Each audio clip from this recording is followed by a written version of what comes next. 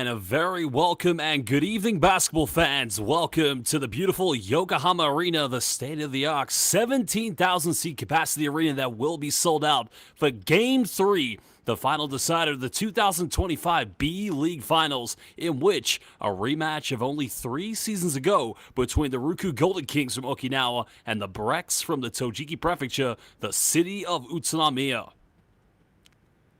Well, again, welcome basketball fans. An exciting Game 3. There's no tomorrow for these two teams. The BREX having won Game 1 emphatically, shooting a very excellent percentage from the three-point line, had their hearts broken in Game 2 in the fourth quarter by Vic Laura and the Golden Kings. Tonight, it's myself, Josh Beck, calling this alongside Anthony Suntai. And Anthony, if we're going to get anything similar from Game 2, this could go right down to the wire.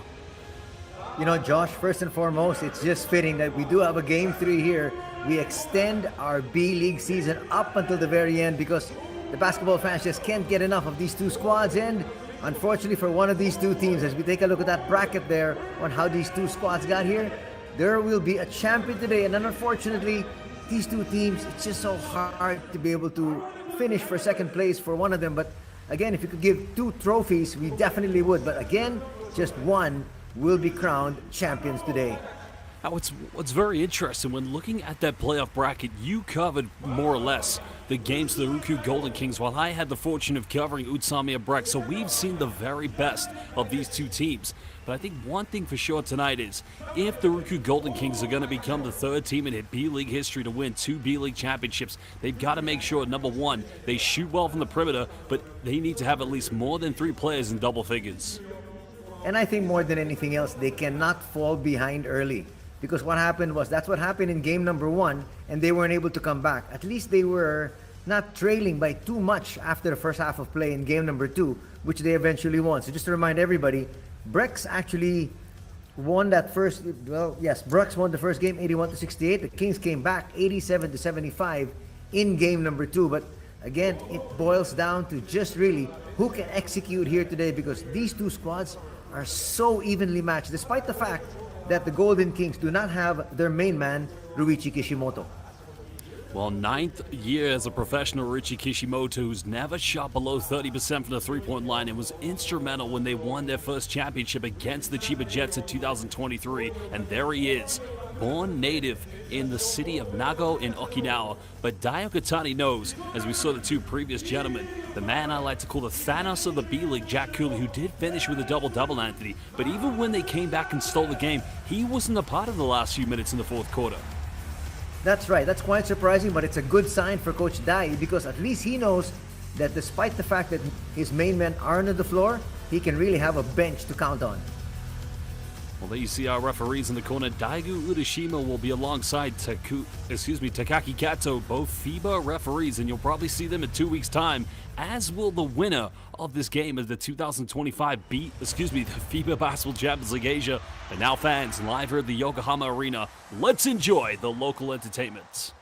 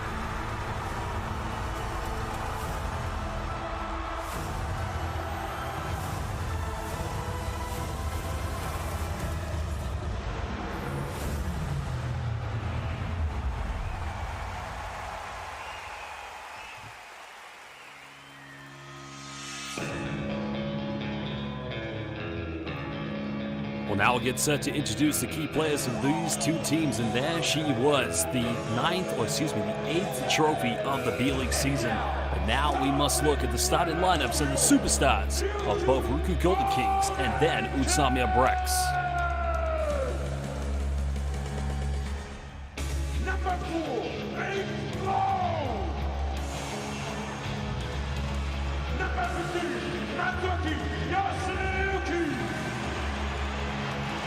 Number 18,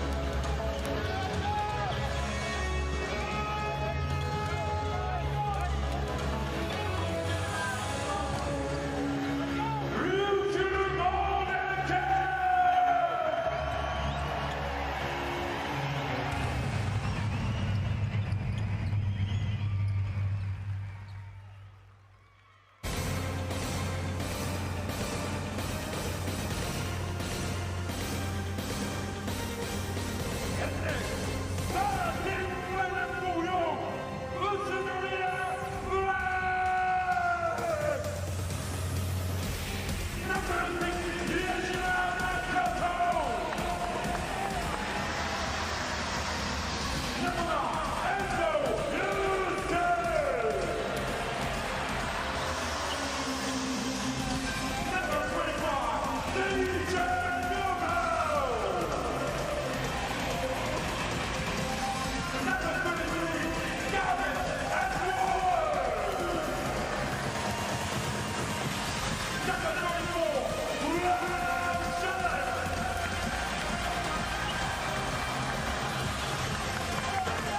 Well, there you have the starting lineups for these two teams, are very much unchanged. BREX starting lineup with Makoto Hiyajima, Yusuke Ando in the backcourt along with DJ Newville. And Anthony, I think Coach Diakutani is reading your thoughts, because there you saw a change in the starting lineup for the Golden Kings. Vic Law coming in, a much smaller lineup without the likes of Alex Kirk. So what do you make now? Vic Law is the natural, power forward, the number 4 position.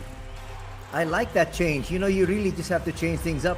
In fact, even if Diakutani and his squad was able to take game number 2, you want to be able to put a new wrinkle just to throw off your opponents. Well, for my personal opinion, Josh, keys to victory here for the Kings are, number 1, they've got to continue to be aggressive.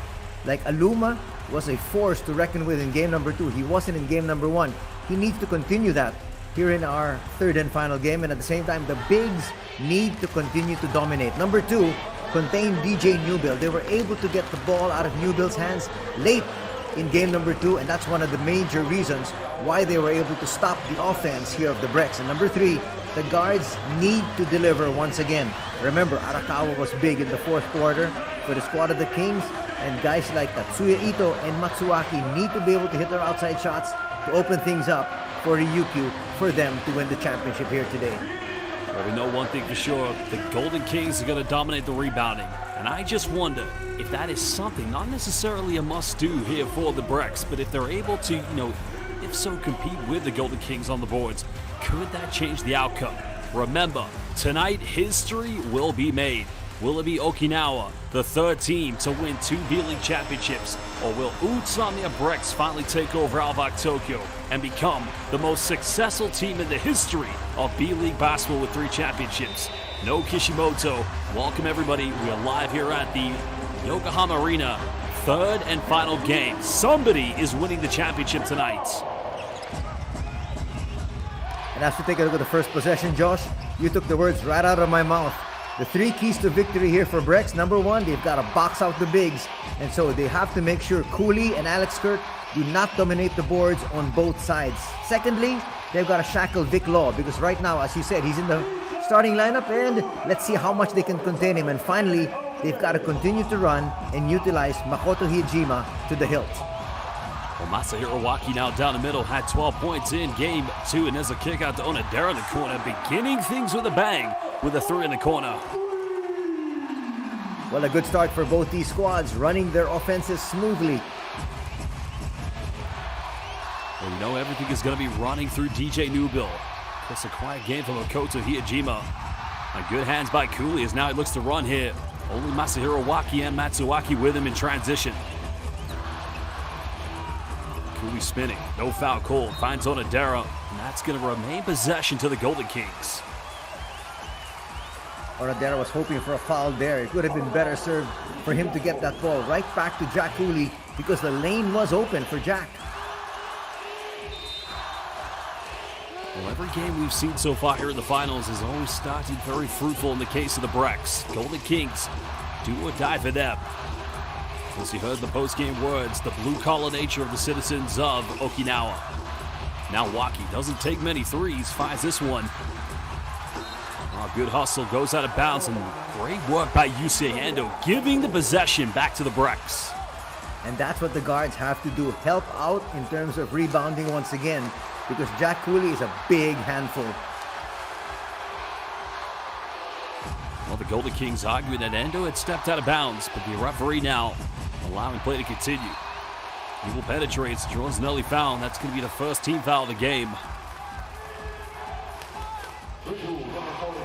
Casante, vindication is definitely on the agenda for these two teams, especially last season. We know Golden Kings made it to the finals, only to have the big shock and surprise in the fourth quarter of Game 1, which ended up being the inevitable outcomes of both Games 2 and 3 against the Dragonflies. But in the case of the BREX, the wins last season were 51, only to lose in the quarterfinals at home to the Chiba Jets. You got to be thinking, both teams, it's more than a championship, it's pride and setting the record straight.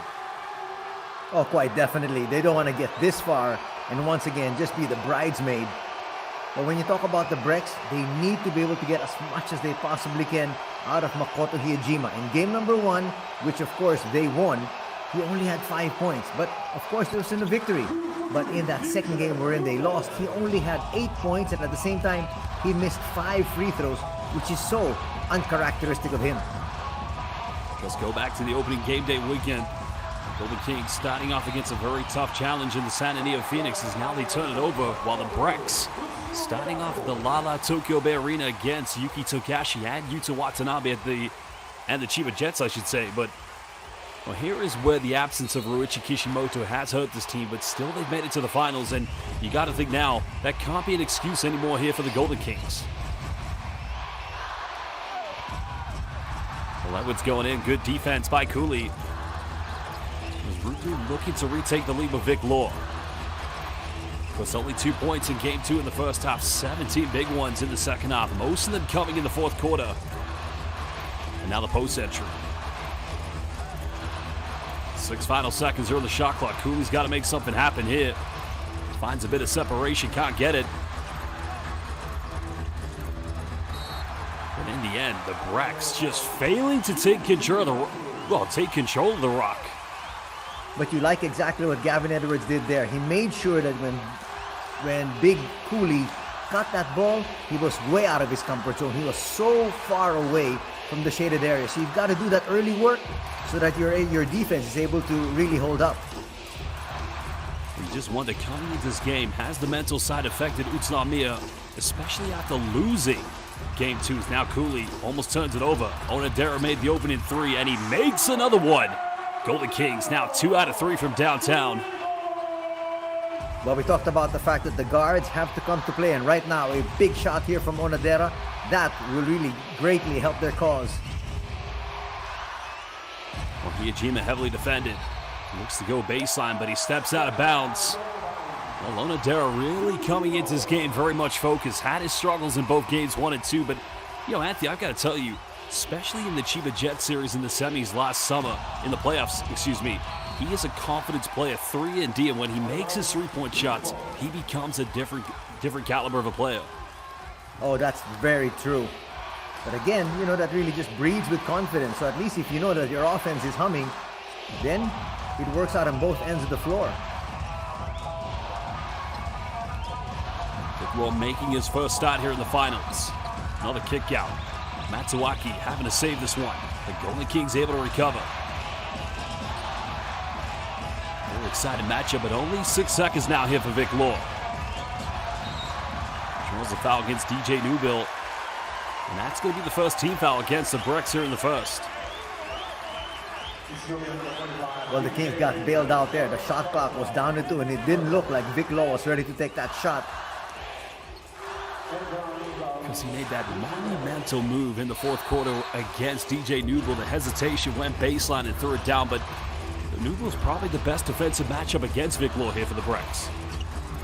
Waki goes in at deja vu moments.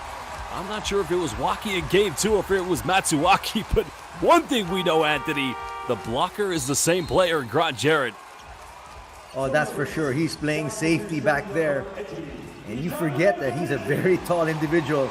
Not to mention the fact that he's 6'10", but he's got hops.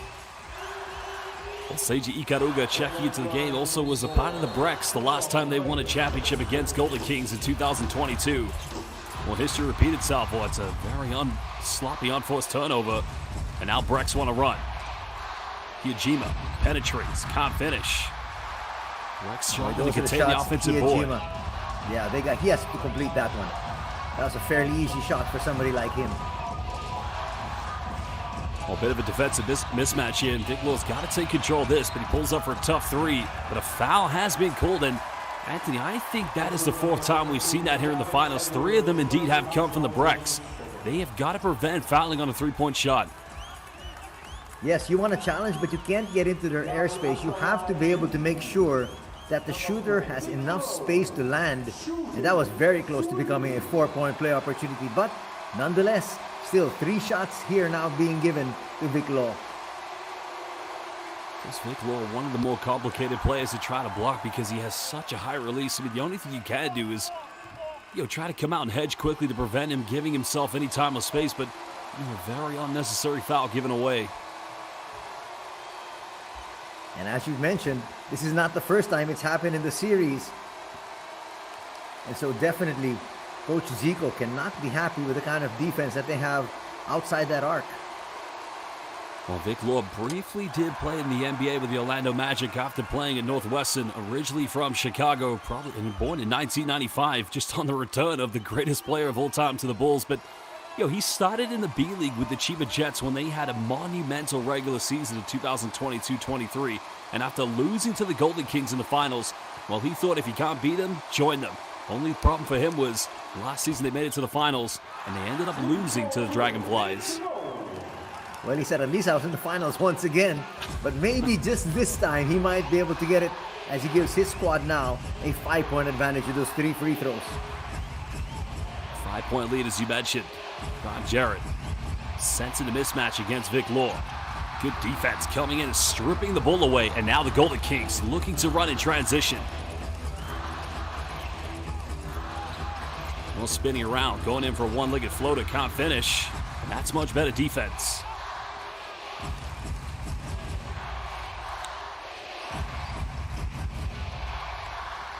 Well, BREX trying to find a bit of balance here in their offense. Now going back to the high pick and roll. Newbill kicks out. Well, Jarrett has been good from the perimeter here in the finals. Well, not that time. He was very good from the perimeter in game number 1. Was silenced in game number 2. He was in game 3 against the Chiba Jets. He was 5 out of 5 from the 3-point line when he won the Player of the Game award. Nice dime, fighting Cooley goes in. Another foul, and that's going to be the 3rd team foul. And number 2 against DJ Newbill. Is it going to be a Newbill or Jarrett? Take your pick, really. Actually, both of them took a swipe. Let's have a look here. Oh, you're right. Yeah, that's Grant Jarrett, so my apologies. Well, DJ Newbill came in as well and gave him a little body check.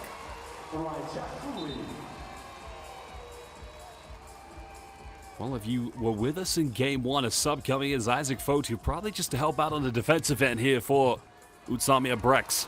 I mean, the BREX came out like a house on fire in both games 1 and 2 from the perimeter.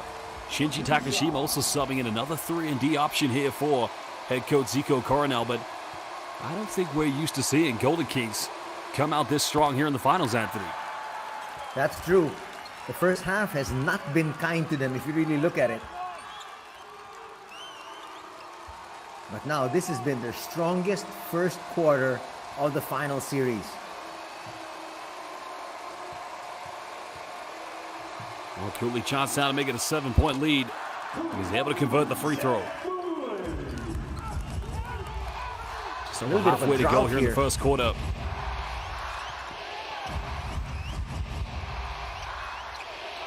Well, Edwards now hesitates. He'll fire a three. Not going to go as Cooley towering for the rebound. Seems like there's a lid on their basket right now. Alona Dara just slightly out of control. They probably didn't need to try and take on the defense himself. Agree. That was a possession really. He just widened the lead. Well, again, no foul call. Golden Kings come up with it. Now looking to run. And in the end, wow, I could definitely understand the frustration from Gavin Edwards, but I'd have to see the replay. Was it all ball when he went to the basket? And just like in game 2, getting into early foul trouble here. But he's got to learn how to control himself. This is an all-important game number 3. They cannot afford to send you to the bench early, which is going to happen right now with this foul. This was a foul really born out of frustration. And because of that frustration, he's going to be sitting down for quite a while with those 2 fouls. Well, everybody, it's game 3 here of the B-League Finals. As mentioned, just over halfway. Daigo Udashima, our referee, just having a word with Zico Coronel. And Anthony, I bet that's down to the play where Gavin Edwards went to the basket. But, you know, in first glimpse, there was contact. But we're going to have a timeout, and we will be back in just under 1 minute.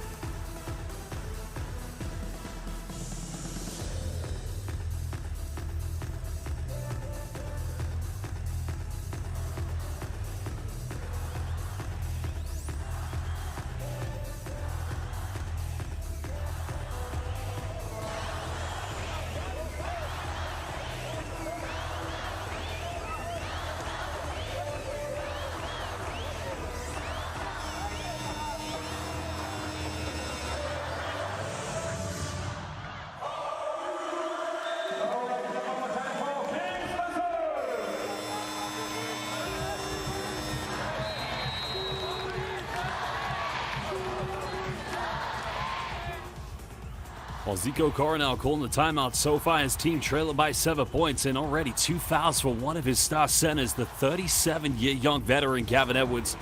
And you know, you made a very good point, Anthony, that even though the call didn't go in his favor, he should have the experience. Remember, playing for Japan in the Olympics, a B-League legend and hero, as now Alex Kirk subbing into the game for the first time for the Golden Kings. See, that's going to be more problems right now. Without Gavin Edwards on the floor, you're going to have somebody like Alex Kirk lording it over inside. The Golden Kings just struggling to get it inbound. Aluma's able to save this one. Let's see how much of a factor Aluma can be here today. Aluma in the paint. Got it by Fotu. 5 here on the shot clock. Matsuwaki has to go from the logo. The best offense from the Golden Kings. Problem is now, can BREX finally get a basket? Well, great work by Fotu, but he's unable to get the ad one. But again, we talk about him being the silent hero. And, yo, Anthony, what I love about his game, it's just the simple basics. Sets a screen, and then he goes right to the bucket. Look at the movement. I mean, I'll say it again. In terms of basketball IQ, I would say this, that Isaac Fotu is probably one of the most intelligent post players on the planet. I totally agree. In fact, he could have actually gone up quickly. He made sure he got the defender up and committed, and then he went up looking for the three-point play. But he's got 2 free throws now here to settle down his squad. Well, his younger brother plays at B2.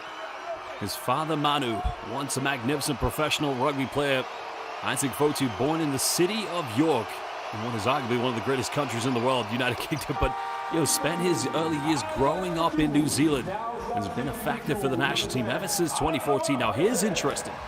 Hayate Arakawa checking into the game. And Anthony, I would argue, he was the game changer in game 2 that helped them to propel for victory. He definitely was. Getting those big threes late in game number 2 definitely opened things up for the other world imports. Aluma went to the bucket. That time struggling against the post interior help side defense. Now BREX looking to chip into a deficit. Takashima finds a bit of space on the perimeter. And BREX forcing the issue from downtown. Aluma pulls up from 15, no contest, but again, just too short.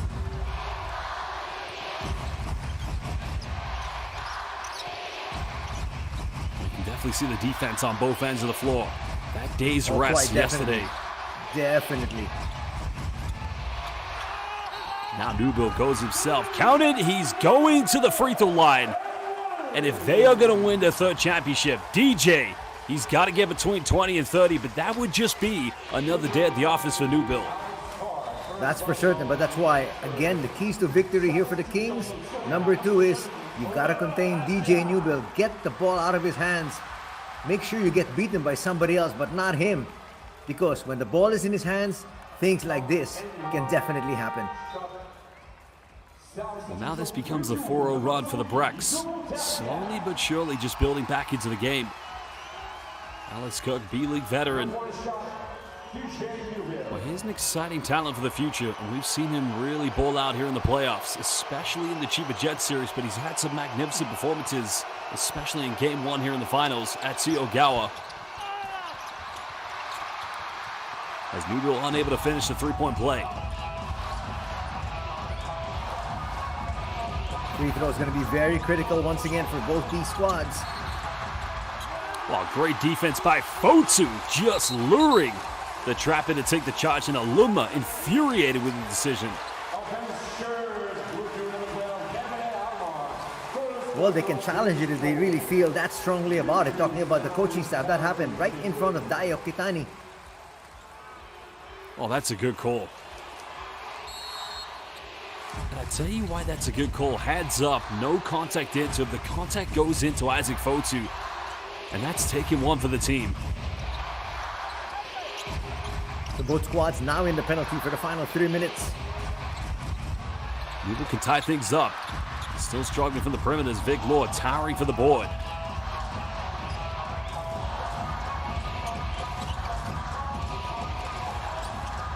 Well, Cook had a potential give and go with Tetsuito, but now wants to take on Fotu.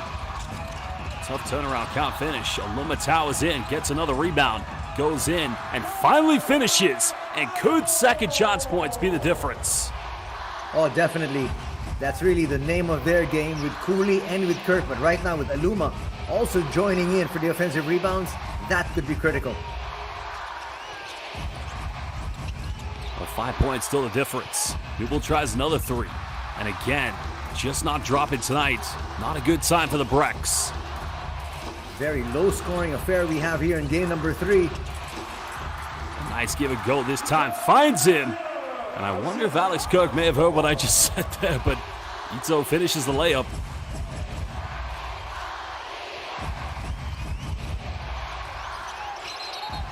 That it's going to be an offensive foul. That's going to be the second on Isaac. It's just like game 2, Anthony. The post interior plays. Or is that one actually on? Oh, yeah, you're right. It is, because I thought maybe. I thought there was an illegal screen set by the likes of Kosuke Takeuchi, but going back to what I was saying, Anthony, it's the same problem here for the BREX as in game 2. The post interior players getting into foul trouble too quickly. That's right. Check that. Just the first personal foul on Isaac.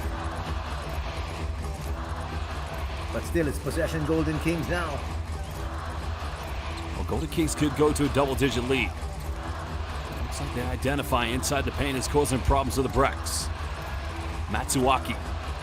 He's got to put a prayer up, finds a three, and he gets that one to drop. And indeed, it is a 10-point lead. And for the second time here in the finals, the Golden Kings were able to get to that margin. That was a Hail Mary. That was answered.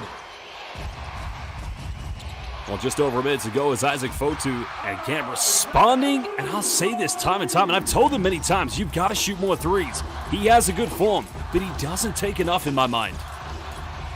Well, he did there, and he made it. That was a big three. They needed that basket. Well, just under a minute to go. Golden Kings could go 2 for 1. Ito trying to run circles around the defense. Aluma finds Cook from 15. That one's not going to go. Good defense by the BREX.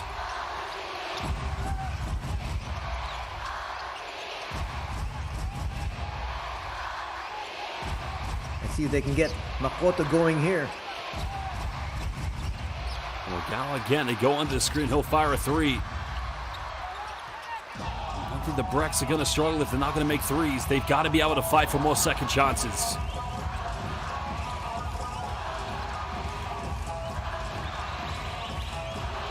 Only now 3 seconds difference just over here between game and shot clock. Arakawa, the man who changed the momentum of the game in the second lead. Nowhere to go here, but Kirk's got to find Arakawa. Puts up another prayer to beat the shot clock, can't get it. And BREX won't get it. Well, they may get it off. Oh! Isaac Fotu. I'm more impressed he was able to get that off in time, Anthony. That was very close. That definitely would have counted if it went down. Well, that indeed is the end of the first quarter here in Game 3. The winner tonight will be crowned B.LEAGUE champions and thus book their tickets to the 2025 FIBA Basketball Champions League Asia. Well, we will return in just under 2 minutes for the second quarter live here at the Yokohama Arena.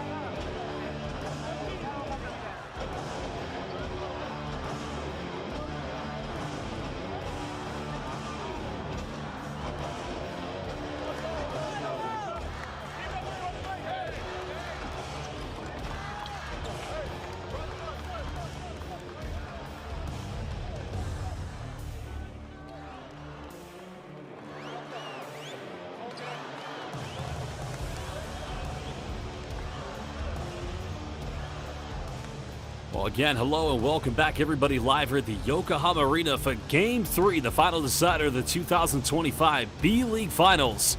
Well, here's the three-pointer by Matsuaki, and Anthony, I gotta wonder, his range, how limitless is it? Oh, it's definitely limitless. He can actually shoot from the logo, though he doesn't opt to do it all that much. But again, you can just see the kind of poise and composure that he's shown there. He knew the shot clock was winding down, but he still put up a decent attempt, which eventually went down. Well, no surprise to see the rebound count going in favor of the RYUKYU Golden Kings, 13-7. Golden Kings already with 3 offensive boards. BREX, not a single offensive rebound. And another surprising stat, UTSUNOMIYA, who usually come out very consistent from the three-point line, have only made 1 out of 7. That did come from Isaac Fotu. While Golden Kings, well, they are 3 out of 6.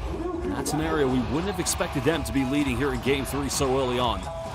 That's true, Josh. At the same time, if you look at the three-point shooting, that has been the barometer, really, of the winning squad here in the series.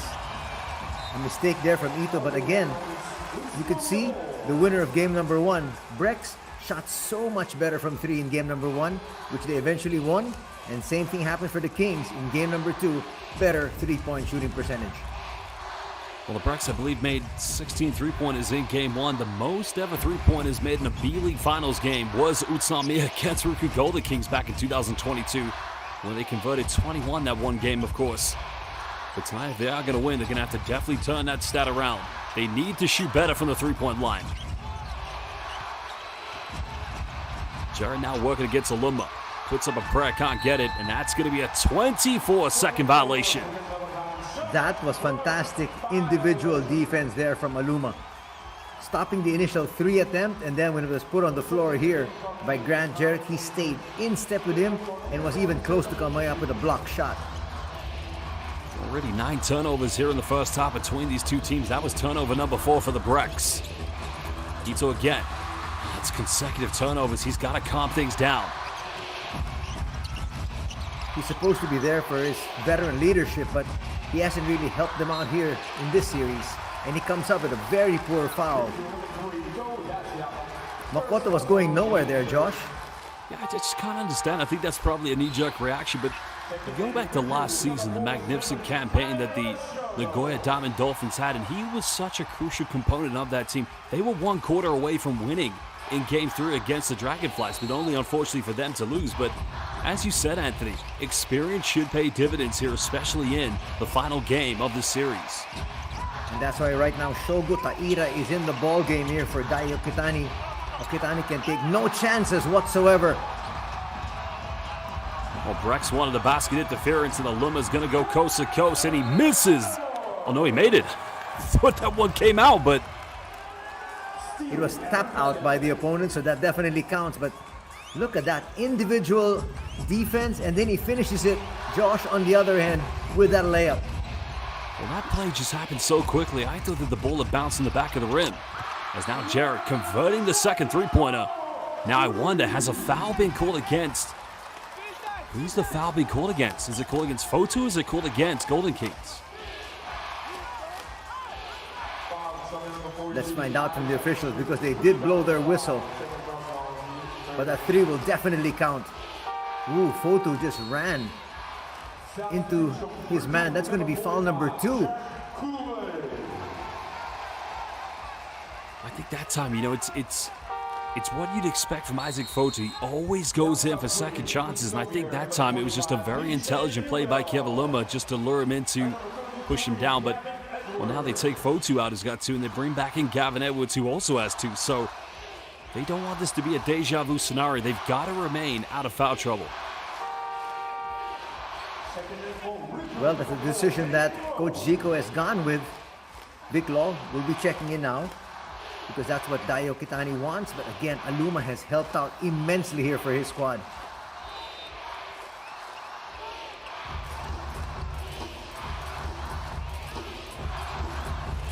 The Kings still lead by 6, and now a costly turnover. Arakawa not taking care of the ball in the full court, as Newbill now converts it and cuts it down to a 2-possession ball game.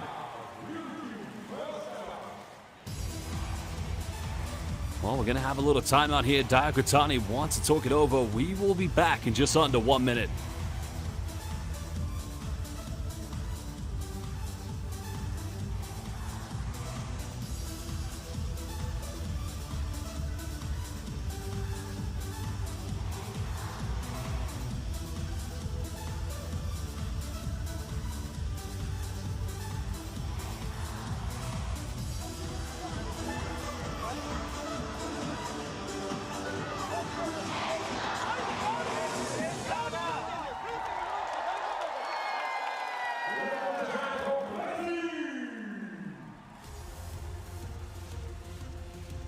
Well, a sellout capacity crowd here tonight at the Yokohama Arena. That's been a magnificent venue for every B-League Finals. Of course, they did switch to a 1-game finals to a best-of-3 as of the 2020-21 season, but here was the argument. Well, that's close, Anthony. That is close. I think he got it just in time. And then he finishes there, so you can see, helping out on both ends. He has been a real force to reckon with here. Not just in game number 2, but early here in game number 3. Of course, that layup that was tipped out of bounds. He was going so quicker than he'd usually go. It just looked like the ball had bounced out the rim, but as you mentioned, it was tipped out. Still a 4-point lead here to the Golden Kings. Good defense by Hiyajima. And now it turns out to be another foul.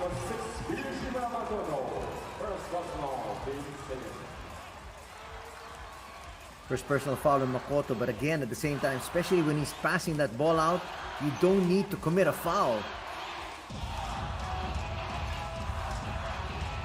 Well, Golden Kings have led by as many as 10 points. BREX just need to try to suffocate them a little bit more defensively. And now Taeda will fire a 3. Hasn't made one in the finals. And good defense by Ogawa. Hiyajima can cut it down to 1 in the BREX. Only converting 2 3-pointers so far here in the first half, as now Golden Kings want to run. Well, Taeda had the layup. Finds Cooley, goes in, and the big man just throws it down with authority. You like the patience being shown by Shogo. He could have actually tried to do that layup, but he waited for his big man, secondary break, got the easy dunk there for Jack. He definitely made the right choice, knowing that Grant Jarrett was very close to come for the block. And again, it's another turnover here for the BREX. Golden Kings have number. Finding Vic Law.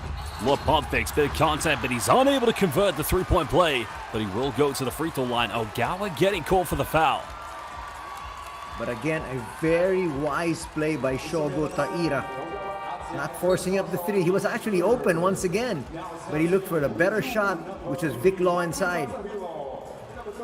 Definitely could be a case of a potential missed call there, but nonetheless, the BREX just need to be a little bit more cool, calm, and collected. They definitely need some more composure in their play.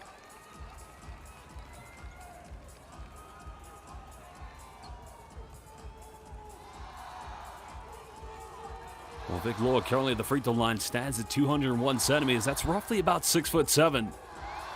Because when he first came to Japan playing with the Chiba Jets, had his best statistical season, just averaging 17 points and 8 rebounds. And since joining the Golden Kings, has been slightly better this year. I'm not quite sure what's been called here. Well, definitely Coach Zico making everybody know that he's not happy about the non-calls that are happening down deep inside when his players are taking their shots close to the basket. And I can definitely understand where Zico Coronel's coming out, because we saw in the first quarter the no call against Gavin Edwards. Now, we didn't get to see a replay of that, but we did just see the replay of the previous turnover, which clearly there was a reach, but well, Takaki Kato now just discussing with Jack Cooley, and I think Jack is trying to proclaim his innocence. Listen, you didn't call it, I'm innocent. Well, timeout has been called, and I think this is what the BREX need. 7:18 to go in the second quarter. Currently game 3, 6-point lead to the RYUKYU Golden Kings. We'll be back in just under 1 minute.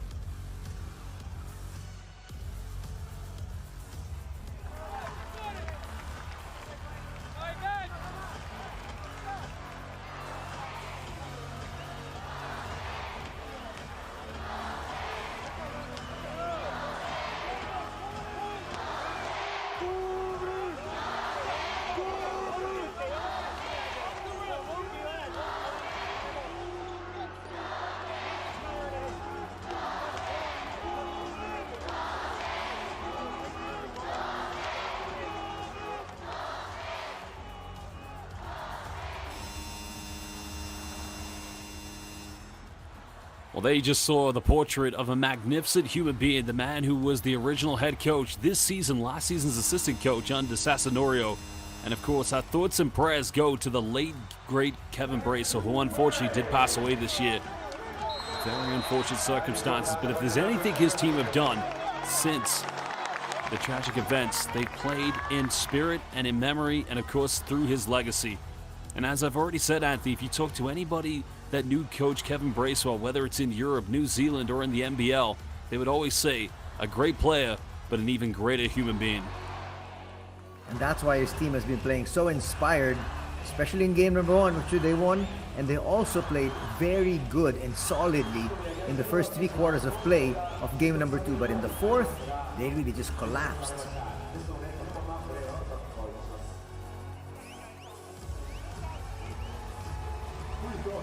Still early stages here of the second quarter.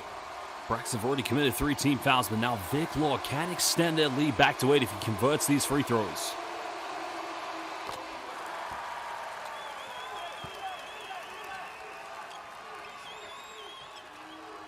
Vic Law tonight already has 5 rebounds, now has 4 points. All points indeed have come from the free throw line. There's Yuta Tabuse, because we all know what a legend he is within the Japanese basketball community. Unable to convert the second one. Actually, that's the first miss by the Golden Kings from the free throw line. They're 7 out of 8. Terrifying Hiyajima. Had his struggles in game 2. The foul's going to be called against Onodera. Yeah, that's a much better offense by the BREX, because had the foul not been called, they would have had a wide open Atsuyo Gawa on the 3-point line. That's why you want the ball in Makoto's hands. He can really create for his squad. Well, Tom Wisman, former head coach of the BREX, will tell you the story about how hard he tried to sign Hiyajima before they picked up Kosuke Takeuchi. And finally, the BREX got him. The 2018 B.LEAGUE's most valuable player and the 2022 B.LEAGUE's finals most valuable player. Because now Edwards can hit the 3rd 3, but still they don't drop a much better play. I just wonder. Well, that's going to be, indeed, the first offensive rebound of the game for the BREX, Anthony. And that was poor defensive rebounding, definitely. Nobody boxing out. That was the easiest basket for Jarrett this entire series. Well, that's what the BREX will need if they want to get back in. Only down by 5 points. We're going for a tough fadeaway. Well, had the wide open kick out in the corner, decided to go with the MJ fadeaway from 15, and I think it's only fitting that he is from the city of Chicago. He loves that mid-range post-up turnaround fadeaway shot. Well, it came up short that time, and the putback from Cooley did not beat the shot clock. Well, Takashima coming back in from Makoto Hiyajima. Because one thing I've definitely admired about UTSUNOMIYA BREX, definitely in the last 3 seasons, there's definitely a great balance of, whether it's Takeuchi or Tabuse, your senior veteran players, along with your experienced players like Gavin Edwards, but also a blend of players in their prime and also players coming up in the pathway. Oh, good double team. Shot. Doesn't look like Edwards really has settled down yet. Well, Gavin Edwards doesn't want to pick up his 3rd personal foul. They need him to play as much as possible in this game. Onodera finds Cooley in the paint, but the follow-up by Vic Law as he throws it down now with 6 points. Just too many big bodies inside there by the Golden Kings. Takashima probably could have found a bit of manipulation there for the 3-pointer, but he doesn't go for it. He's now run to 10 on the shot clock. Ogawa penetrates, goes in, and nothing falling for the BREX. Ogawa and Takashima have got to give their squad some quality minutes here. Masahiro Waki not taking his chances against Grant Jarrett. As Vic Law has a mismatch. There's the mid-range, puts it up. It's simply automatic. And maybe that 4th quarter has brought his confidence back to life here in the finals in Game 2. That was very quick. He saw he had him, a much smaller player in Ogawa, right beside him, just turned around and shot it over him. Well, Isaac Fotu coming back into the lineup here for the BREX. So is Seiji Ikaruga. They need to find some formula to get things going. Offensively, it has been futility here at the moment for the BREX.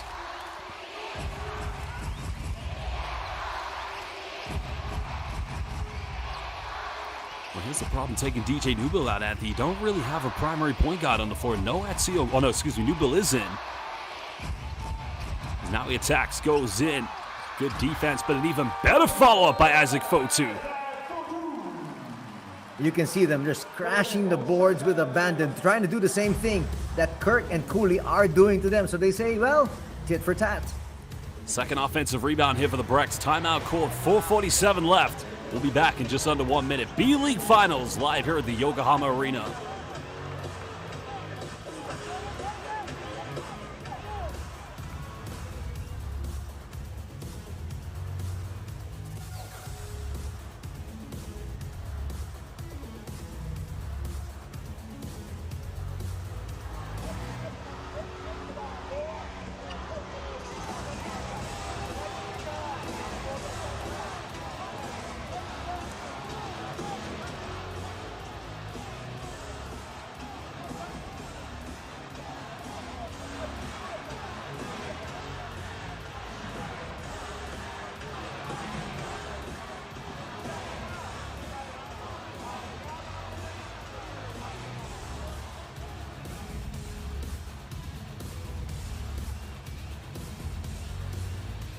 Well, there was the good help side defense, the recovery, which would have been a double team. But look at this. When in doubt, you got to keep things cool, and you've got to go to Jack because, well, that time it was a follow-up by Vic Law. But, Anthony, I want to talk about Isaac Fotu, now 2nd leading scorer in this game for the BREX. And, we call him the silent hero. BREX already, 10 points in the paint, the exact same as the Golden Kings. And in those categories in games 1 and 2, that is where the Golden Kings have always been very dominant. That's true. Well, if he's the leading scorer right now, that's not a good sign because BREX doesn't really rely on him to score. He does all the other things. The real scorers for them are DJ Newbill and Gavin Edwards. Well, Gavin Edwards, as you mentioned, just hasn't really settled into the game. Of course, very frustrated since receiving that no call in the 1st quarter. Well, he's got to settle down. His team needs him. Ikaruga trying to be aggressive. Good hands by Gavin Edwards. Goes out of bounds. 10 here on the shot clock. Golden Kings will get it back on the sideline. Well, the BREX have really turned it up defensively here. That's good defense by Ikaruga.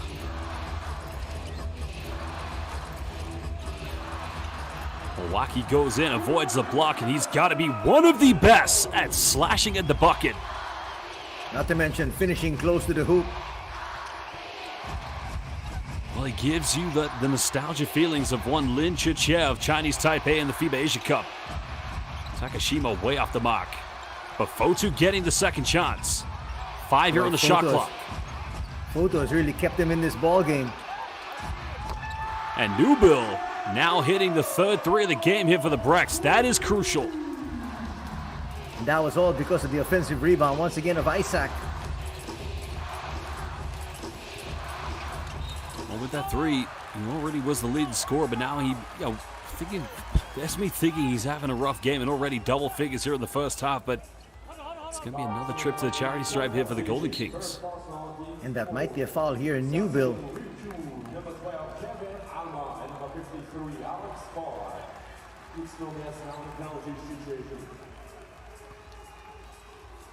Let's have a look at the replay here. Oh, that's tough. That is tough. So far, 3 out of 11 from downtown for the BREX. Something they haven't been accustomed to shooting so far here in games 1 and 2 of the finals. Well, the foul is on Ikaruga.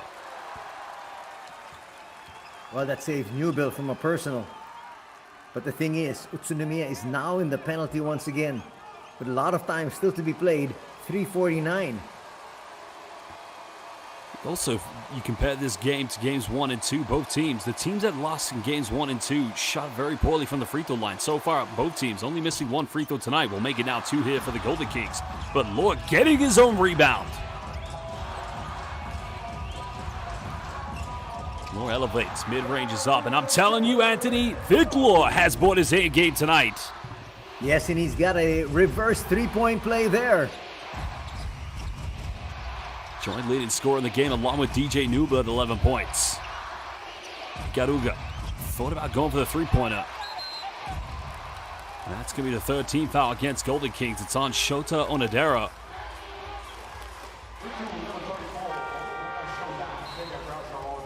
Onodera was wondering why was he being called for a foul. He was actually allowing Edwards to take that away from the basket. Nevertheless, a foul will be called. Well, Hijima coming back into the lineup so far, 0 out of 3 from the field. He's only attempted 1 three-pointer. And does have 3 turnovers. You remember in game 2, he struggled immensely, Anthony, from the free throw line. And he kind of felt when he missed his 4th and then 5th free throw, the confidence really did dwindle from his game after that. Oh, that's for sure. It was all downhill after that. He just had no confidence every time he took a shot. Can he turn it around here? Golden Kings do have 1 foul to give. Well, he has to force up a prayer, can't get it. And the dominant rebounding here from the Golden Kings, preventing second chance points for the BREX. Now trying to protect that 9-point lead and even try to make it grow. Hatakata finds Vic Law.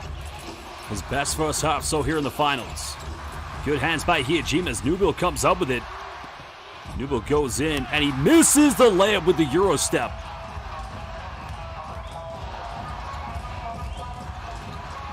Luma wide enough for downtown, and now the biggest lead of game 3 here for the Golden Kings as they lead by 12 points. Exactly. Now it's 7 points for Aluma. Not necessarily known for his scoring. Well, Kevin Aluma in his first season with the Golden Kings, replacing Alan Durham, who left the B-League to temporarily go back to the PBA. Only then to come back and play for Saga Ballooners again here in the B-League, but now he's going to be called for a foul. Aluma really gives his squad so much energy. I don't think the defense could have done anything better there. I mean, you've got Grant Jarrettan in your face. I mean, that is just a tough three-pointer by Aluma. Unfortunately, his second foul will now put the Golden Kings also in the penalty. So we're going to have free throws the rest of the way here before the halftime break. Jared now in the paint. Got it by Waki. Well, delay call, but it's going to be 2 free throws, and this is going to be crucial now for BREX. They've got to get it back to single digits before the halftime break.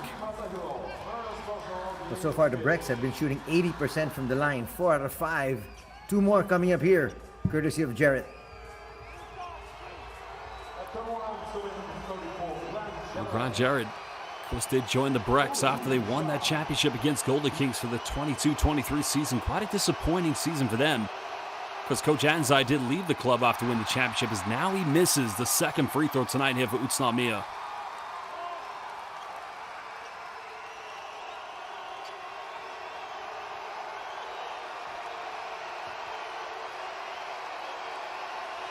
Makoto Hijima so far, his stat line, 0 points, 0 rebounds, but he has 1 dime.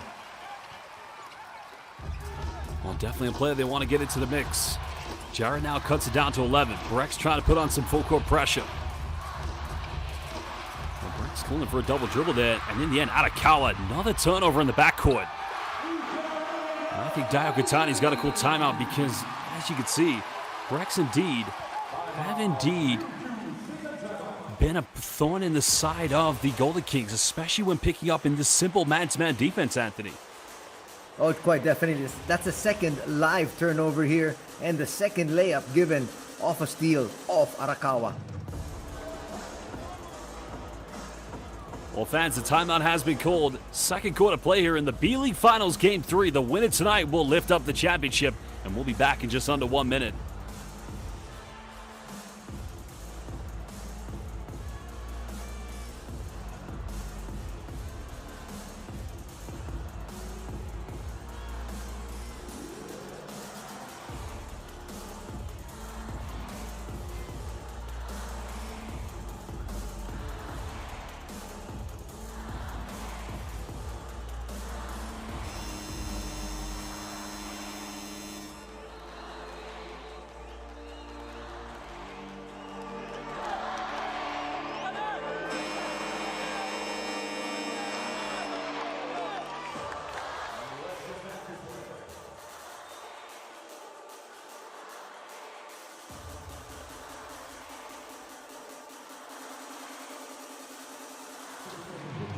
Well, fans, you look at the rebound count already, 21-12 in favor of RYUKYU Golden Kings. And if you have been following the playoffs or even the finals, that should be no surprise. But one positive note here from the UTSUNOMIYA BREX.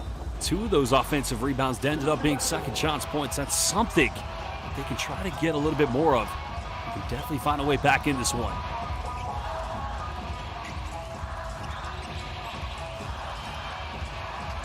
Matsuwaki going for a quick one, burying his second 3 of the game. And Yoshiyuki Matsuwaki, big time 3. Does that answer your question about his range? That one was close to the logo. Nubil hesitates. And again, smooth play by DJ Nubil.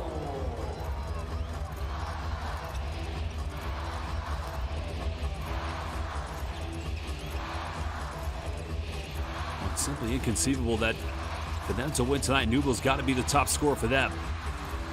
This attempt coming from Tatsu Ito, and BREX looking to cut it down to single digits. Just over 1 minute left. Ito has not given them anything positive yet so far here. Ikarugo's wide open. Jarrett trying to battle, but Cooley doing what Cooley does best.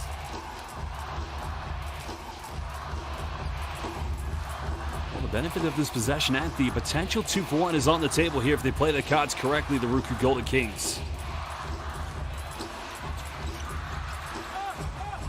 That was a heat check from Matsuwaki. You understand why he tried to launch, though. Well, the confidence definitely flying with Matsuwaki at the moment. And that's going to be foul. Is that foul number 2, I believe, here against Jack Cooley? Yes, and not a very good foul. He got caught in no man's land. He's really much more comfortable closer to the shaded area. And Anthony, the problem with this foul committed by Golden Kings, I mean, this is a perfect case scenario for the BREX because, if he makes both these free throws and they get a stop down the other end, they could potentially, depending how they go on the final offense, go into the halftime break either down by 8, 6, or 5. A lot of times, coaches stress closing quarters. And what happens with the last 4 or 5 possessions, You want to be able to try to get some momentum your way, or at least, at the very least, make sure your opponent doesn't get that momentum. Well, one worrying concern here for the Golden Kings, they have indeed committed 10 turnovers already here in the first half, considering they have had double-digit leads. But a lot of the turnovers, as we've seen, Anthony, is due to the fact the absence of RYUKYU Kishimoto. Apart from Vic Law, I couldn't tell you who the natural primary ball handler is for this team. Agree. Right now, it looks like we're reviewing this play, which actually Coach Dayo Kitani stood up immediately after there was contact there between Cooley and DJ Newbill, asking, I guess, for a sportsmanlike foul. I'm not quite sure if he can actually go that far back. But that's what they're looking at. And I was just thinking the same thing here, because the problem at the moment is you got 2 free throws coming up for DJ Newbill. So this is where the complexity of the international game, especially officiating, comes in. But let's find out what Takaki Kato is going to decide here.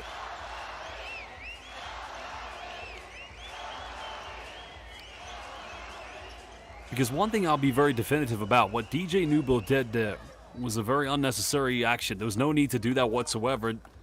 10 times out of 10, any international league, whether you're watching the BCL in Europe or any of the top leagues here in Asia, B.LEAGUE, KBL. No! Well, Cooley's facial expression gives me the exact same thoughts. Now you can hear him say, okay, that means I can do that as well. Because that was clear and definitive that DJ Newbill was actually trying to stop his forward progress. I feel they dodged the bullet, talking about BREX in that particular call. And I would agree with you 100% on that. I am very surprised, but well, I tell you one thing, I said this in game 2, I'm going to see both Daigo Udashima and Takaki Kato in Dubai in 2 weeks, and definitely going to ask them the question on that play.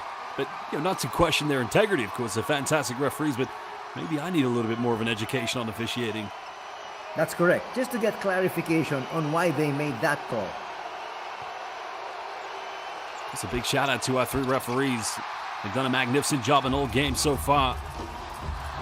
It's 3 of the very best. 2 of them, as I mentioned, have officiated Asia Cups, FIBA Basketball Cups, and even as of last summer, Takaki Kato was at the Basketball Olympics in Paris. 11 seconds difference. Now Law may have had his foot in the line. Follow-up goes in. 12-point lead currently to the Golden Kings. At the right place, at the right time was Matsuwaki. Well, BREX just want to get one final good shot, but Newbill puts up a 3. Not going to go.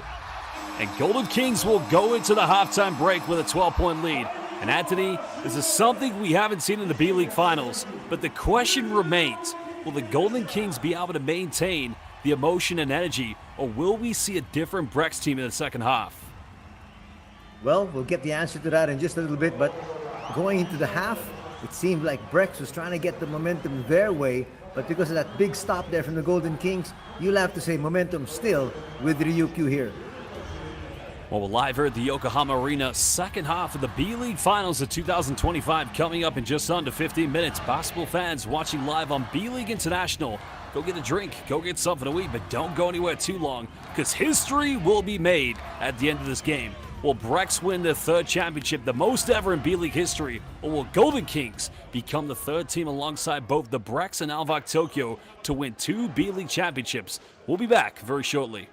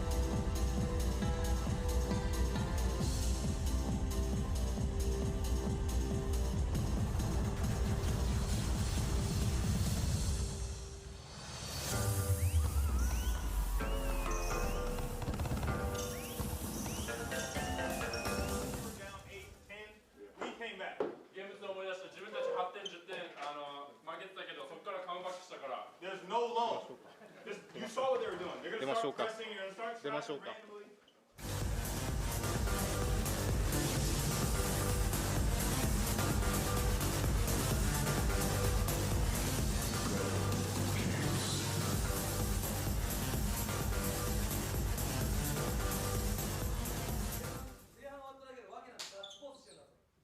We just finished it's halftime. Lucky, like celebrating already. もうガッツポーズしてるまだ終わってないんだま I だ think they already won here. これが最低手段これが最 This 低 is the worst we can do.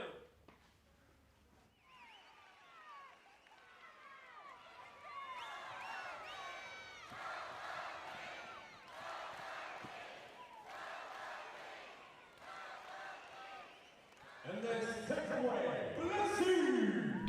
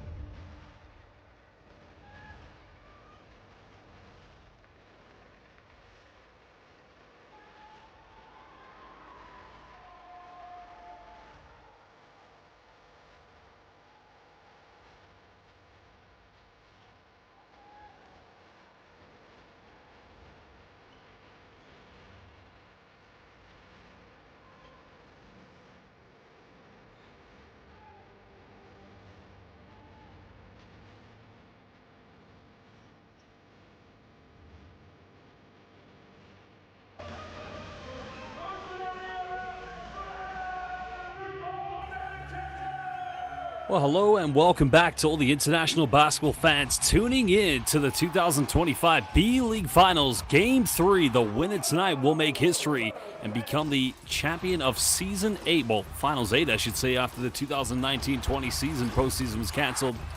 But as mentioned, Golden Kings could write their names in the history books, becoming the third B.LEAGUE team to win 2 championships. Or will BREX make a comeback and lead the B.LEAGUE championship shot, going ahead of one against Alpha Tokyo?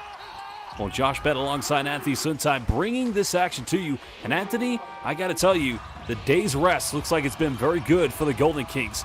Well, the BREX... Oh, quite definitely. Quite definitely. I'm very surprised about the fact that BREX can't really put that ball in the hole right now. Only 28 points at the half. That's a very low score for a team which is so potent offensively like the BREX. They've gotten nothing out of their main man, Makoto Hijima. He needs to come up with bigger plays if they want to have any chance of winning. Well, the BREX, of course, just like the Golden Kings, 14 points inside the paint, but the three-point shooting hasn't been great. Only 3 out of 15. Is that something we're going to expect to see them improve in the second half? Well, they have to. They definitely have to. Not to say that they haven't been trying, but at the same time, this is a point of concern. Bringing up that basketball safely past the half court has been a major problem for the guards, especially because of the fact that Newbill has been pressuring high. Well, the BREX post-interior defense just getting into a little bit of foul trouble concern. Not too much to be concerned with, but still worrying signs. We did see this in Game 2, but one thing they're going to have to do, Anthony, is try to contain Jack Cooley, especially on the rebounds. Oh, quite definitely. They have actually done a pretty good job if you look at it. He has been more dominating in previous games, but right now he hasn't really put a big imprint on this match, but at the same time, he has done his share. Well, the BREX at one point didn't have a single offensive board, but their 2 first offensive rebounds became simple putbacks. And if you look at it at the moment, 7 second chance points here for the BREX, but 11 for the Golden Kings. And when we compare the rebounds already, 25-16, with RYUKYU with 7 offensive boards. But Anthony, that's not a surprise to us, though, is it? No, it's not. The big surprise is Jack Cooley. Look at him. He only has 3 rebounds. Most of the rebounds are really coming from Vic Law with his 9. Well, a worry of concern here for UTSUNOMIYA BREX, Anthony, has been the improductivity of Makoto Hijima. Oh, quite definitely. There's no way you can have your star not scoring any baskets whatsoever and have a chance to be able to win. The fact remains, though, that they're only down by 12. It's still within striking distance, but again, make no mistake about it. If UTSUNOMIYA wants to be able to come back, it has to be led by Makoto Hijima. Well, I do have to correct myself because I did actually think at one point it was 10 turnovers from the Golden Kings. It's only 9, but, I'd still say for a team that has the lead, we would probably assume that's 1 too many. But, Anthony, if we look at the bulk of those turnovers from the Golden Kings, quite a lot of them actually have come in their own half court where they've struggled to deal with the full court man-to-man pressure from the BREX. Yes, and that is where you need somebody like Ito or Onodera to be able to properly bring that ball down. Arakawa, a little bit lax in terms of his protection of that basketball, and he cannot give layups on the other end, especially now that you can see BREX, they're struggling to be able to score points, so any layup for them is really a welcome development. Well, the BREX currently 10 out of 31 so far in total from the field. Golden Kings 14 out of 31. Both teams shooting much better from the free throw line, only missing 2 free throws here for the Golden Kings. Well, I do say that, but the BREX started well, but now they've missed 4. But as we've seen in both games, in 1 and 2, the losing team have had very poor nights from the charity stripe. That's true, and looking at the numbers, a huge discrepancy, which, as you said, expected here really in the rebounding. If the BREX want to have a chance to come back, they really need to be able to close that deficit. You cannot be out-rebounded by 9. Only 2 players in double figures tonight, and that's no surprise. DJ Newbill leading all scorers with 13, while Vic Law, as we've seen in games 1 and 2, really struggled in the first half. But last night, 2 nights ago, 17 points in that second half. Crucial points coming in the fourth quarter. He has 11 at the moment, and it just makes you think, 12 points, not the biggest mountain to climb. But my concern, Anthony, here for the BREX, the offense does lack identity. Well, it clearly does. A lot of times, it's really actually DJ Newbill just going on his own, going with a straight line drive. And sometimes that opens up for the shooters, things up for the shooters. But the shooters have not been making those 3-point shots go down. And that has been the real key. So if you can't get your three-point shots to go down, you've got to look for individual offense from somebody else. And again, it goes back to that gentleman right there on your screens, Makoto Hiyajima. Well, the history of these two magnificent teams, both of them as of this finals are now competing in their fourth ever B.LEAGUE championship. In the case of the Golden Kings, fourth consecutive championship. The BREX won the first inaugural championship in 2017, defeating Kawasaki Brave Thunders.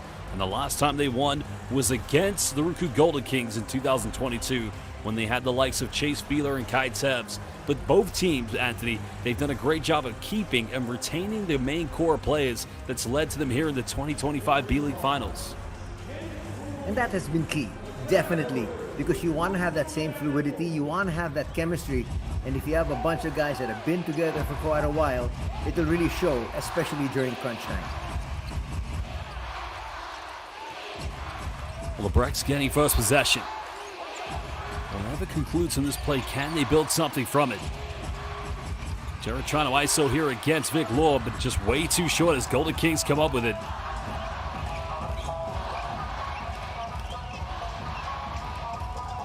Because Anthony, one thing I've noticed, BREX haven't been persistent setting those high ball screens that we saw in games 1 and 2. No, they haven't. In fact, what they've done there in the previous offensive thrust, as you can see, they went over to Jared and they said, create on your own, which actually isn't one of his strongest points. Another thing I want to ask you, though, Anthony, they didn't start Alex Kirksnett alongside Jack Cooley, and do you think that's probably one of the reasons they haven't gone to that high pick and roll, because Vic Law playing power forward defensively has made changes here for the Golden Kings? Well, that could be it. In fact, I'm very surprised that Alex Kirk has really not seen major minutes here. So far, if you look at Alex Kirk's numbers, he's only been on the floor for 8 minutes, so that's less than half of the entire first 2 quarters of play. But again, the other players have been delivering, and so it seems like they want to be able to push that pace a little bit more, and Alex Kirk is one of those players that slows them down a bit. Well, foul has been given. Not even a minute played here in third quarter, and already you can see the anxiety very real with both these two teams. But BREX will get a chance to get the first field goal here in the second half. And there you have it. 3-pointer number 4 for BREX. Could that turn around the momentum of this game? Now, if Gavin Edwards can settle himself down, continue to hit those shots, and help out in the defensive end, and stay away from his third foul, this just could be the BREX uprising. Matsuwaki's made a few tonight. Can't get this one. Another offensive rebound here for the Golden Kings. Indeed, make that number 9.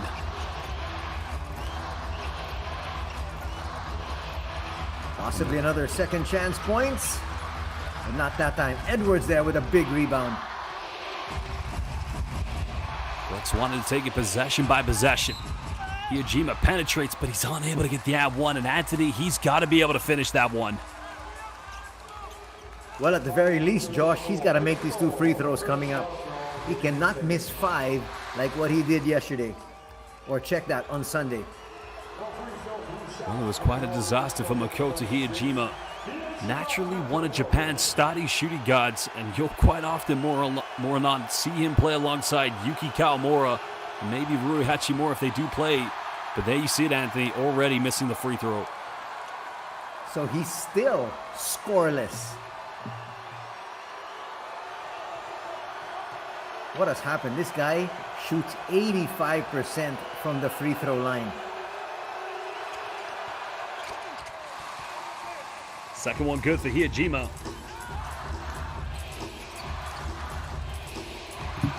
Golden Kings still looking for the first field goal. So far, 6 missed free throws now for BREX. Well, a wide open, uncontested 3, and bang! Hits that one in the corner. And Matsuwaki now with his 3rd triple of Game 3 here in the B.LEAGUE Finals. You know, Josh, you leave somebody that wide open, that long, they will definitely kill you. Well, Hiyajima now just trying to make something happen, and a throwdown in the end. A nice move by Gavin Edwards. Now some fluidity to the flow of the offense here for BREX. Can they continue to get it going? Will's got 11 points. Goes to the ISO. The mid-range not going that time. Good defense by DJ Newbill. Might have been better served for Vic Law to kiss it off the glass. Well, Gavin Edwards was wide open on the cut. They couldn't get the ball to him. And now Endo. Time winding down here as Ryujima. He'll put one up. And still struggles, but great effort by Edwards. But that's going back to the Golden Kings. Maybe not the best of shots once again for Ryujima. He was really challenged. This is one of his better offensive moves, and he finds the cutting Edwards. The experience of Gavin Edwards, Anthony, just going baseline, and that's good understanding from both players, but still finding themselves down by 9. Any bucket now will put Golden Kings back up by double digits.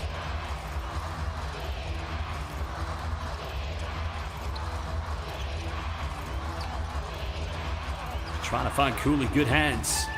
Onodera, the first 24-second violation for the Golden Kings, and great defense by the BREX. The moment Onodera got that, he could have just taken a shot. Taken that long two.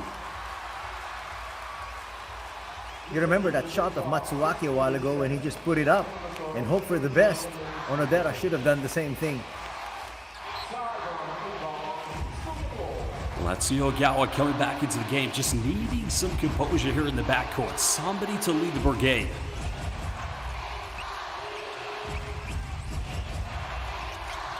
Now Jarrett put the moves in and cutting it down to 7 points. Patient play coming from the BREX inside the paints. Now with 8 points, that's what he needs to do. Make a quick move to the basket. That's where he's most effective. Cooley kicks out. Matsuwaki's made 3 threes. This one's up. I think that was Ryujima. Good job putting a hand to that one. The BREX got to stop. It's going to be an offensive rebound. That's going to be number 3 on Gavin Edwards. Well, it's just a very unnecessary play, and Anthony, that could have gone either way, but you would expect. I mean, let's have a look at the replay here. Watch Gavin Edwards. That's tough. I would think, in that respect, Josh, a no call. I might have to agree with you on that one. It just, because unfortunately for him, it's his 3rd foul, and I don't think Zico Coronel's going to panic and take him out here. Well, he's going to have to need extreme trust. Here's Edwards with the steal. BREX needs something good. Jarrett now got it by Matsuwaki. Edwards now made 1 3 here in the second half. Can't get this one. But good work by Jarrett finding the offensive rebound.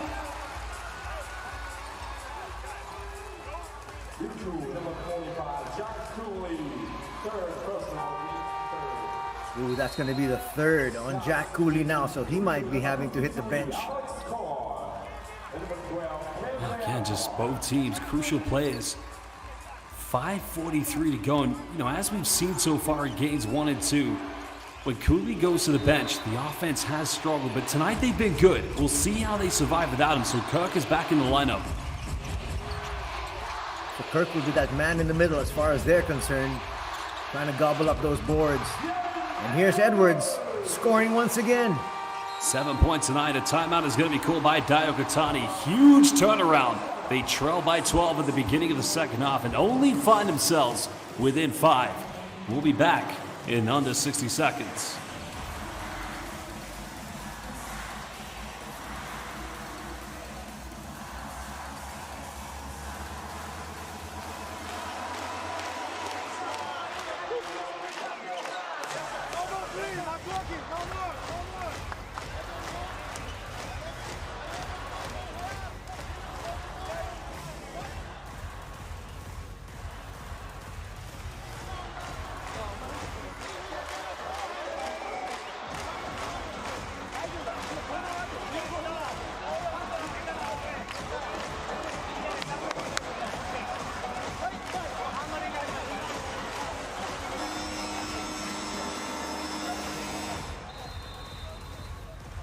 Well, a magnificent venue and a huge shout out to the Japanese B.LEAGUE who really have propelled and excelled at an exponential rate for the game of basketball, especially the professional game. 17,000 sold out tonight here at the Yokohama Arena for the 8th B.LEAGUE final. And Anthony, after that previous play by Gavin Edwards, now it's the BREX who have more points inside the paint over the Golden Kings.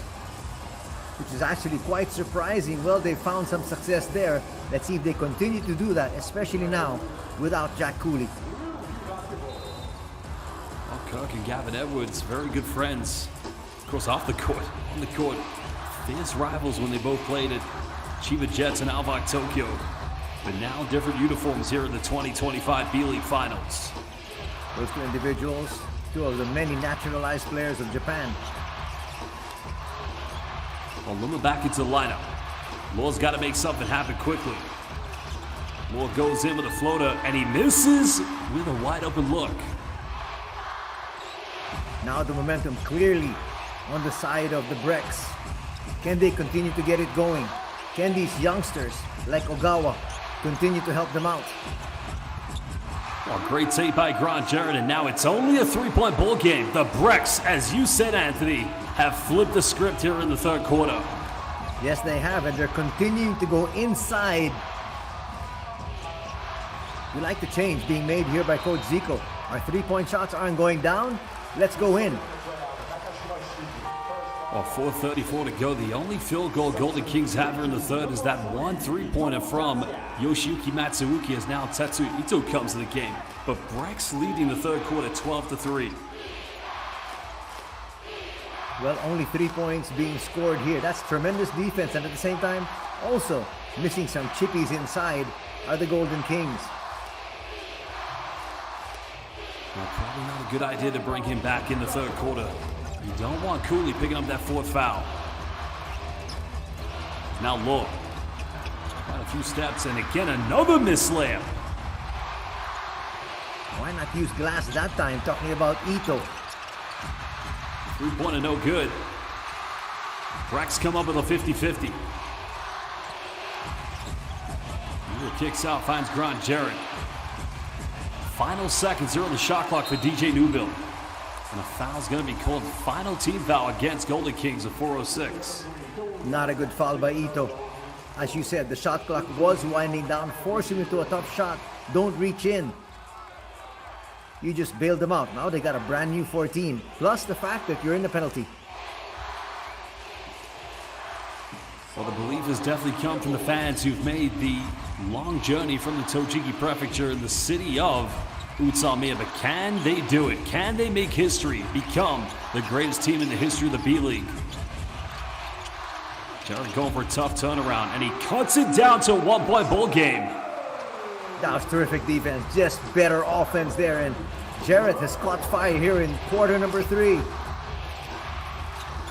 And that now makes him the second leading scorer in the game behind DJ, and another miss attempt. And now BREX can finally take the lead yet again. That was a forced shot there by Vic Law. You've got to let the offense come to you. Don't force the issue. Well, Gavin Edwards got by Alex Cook, but lost control of it. Good help side recovery from the Golden Kings.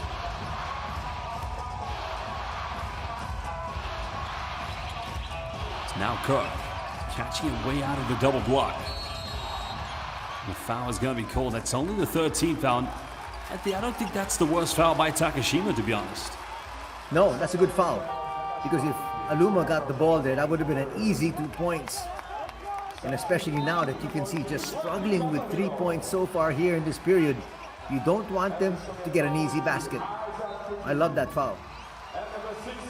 Only second personal foul against Shinji Takashima. Picked up 4 very quickly in the second half in game 2. As now Hiyajima coming back into the lineup.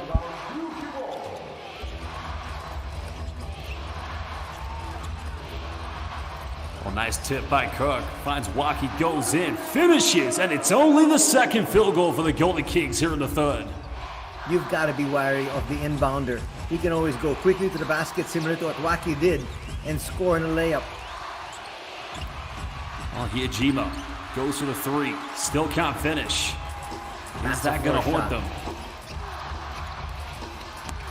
They go inside to their big man.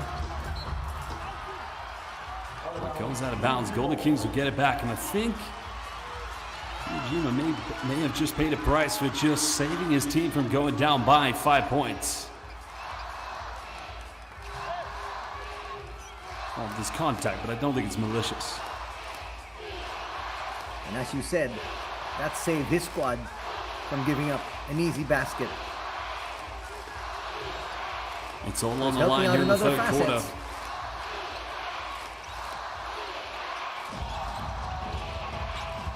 Ito penetrates. Has had his struggles like Hyujima. Aluma's made 1-3, picks, pops, but he's unable to convert.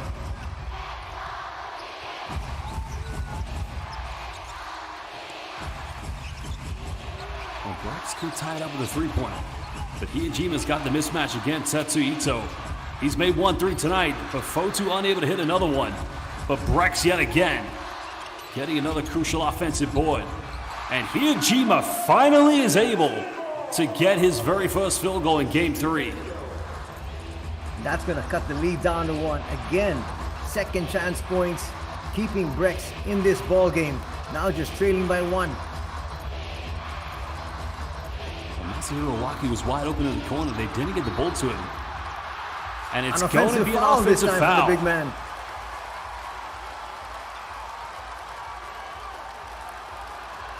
Not quite sure why you had to do that. It's not a good foul in terms of the momentum of the game, Anthony, but I think, well, again, what was he thinking? You just can't push somebody out of the way. You're definitely going to be called for a foul. And that's a cheap one. That's a second foul now on your big man. Well, BREX, now they can take the lead. They had a chance earlier here just a few moments ago. 95 seconds left. Edwards now goes for another one. 3 is up, no good, and Law comes up with it.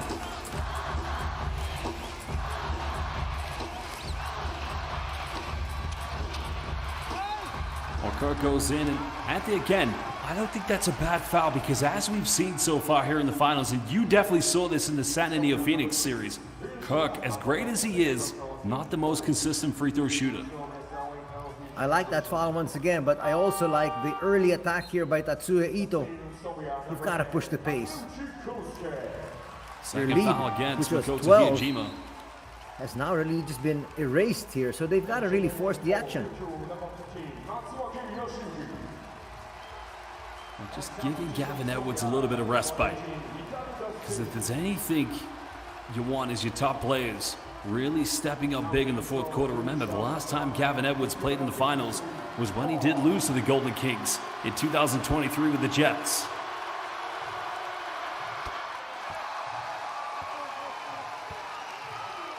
Well, Kirk, cool as you like. And, you know, Anthony, he's come a long way in his career when he played in the EuroLeague. And even before that, as I mentioned, teammates with LeBron James, the Cavaliers.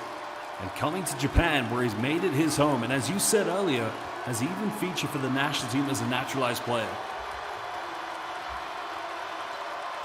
A lot of these players have made Japan their home. And those are 2 very big free throws by the veteran. Now we're under 80 seconds here in the third. BREX still haven't had the chance to take the lead here in the third quarter. Neither team with any fouls to give.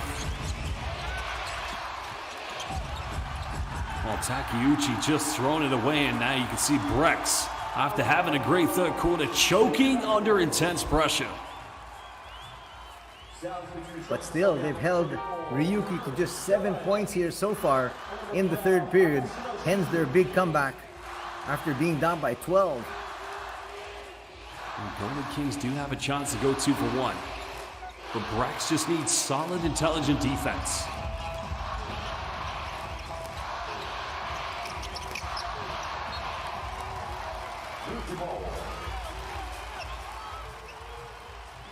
That was a bit risky there by Masahiro Iwaki, letting that one go out of bounds, but Kings will get it back.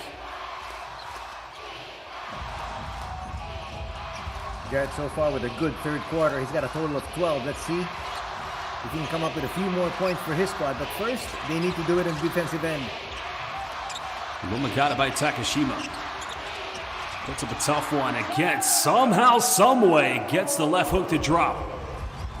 Wow, that was with his weaker left hand.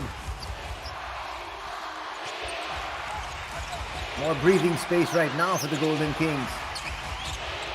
So want to cut it down to one possession. There's a kick out. Huge shoot by Ikaruga. And just not dropping, but falling into the hands of Grant Jarrett, and now BREX can have the final play of the third.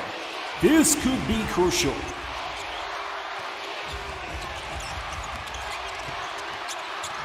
Oh, good hands by What a Ito. swipe. Rocky goes in and all of a sudden makes it a 7-point ball game going into the fourth quarter. Anthony, that has got to be the greatest conversion from turnover into fast break points. Well, we talked about closing quarters strong, and that's exactly what the Golden Kings did. They scored 4 points here in their last 2 possessions, and so now they've extended their lead even further. Basketball fans, the final 10 minutes of the 2024-25 B-League regular season. It's the finals. It's game 3. Somebody is winning the championship tonight. Will it be BREX or will it be Golden Kings? We'll be back in just under 2 minutes.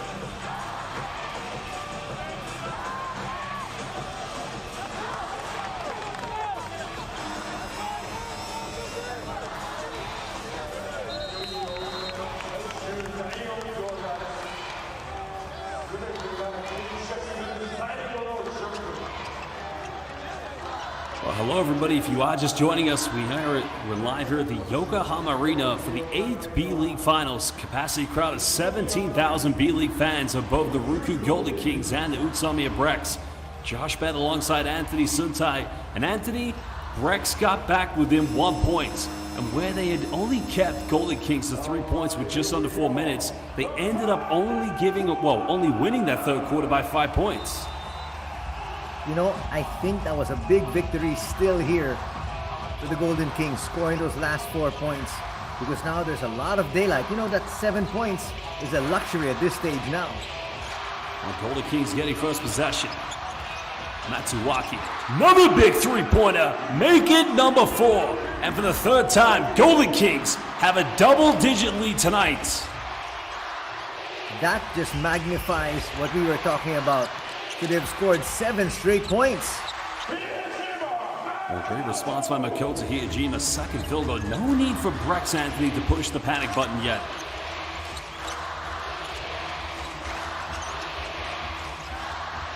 As now Aluma splits the defense. This time Golden Kings slowing things down.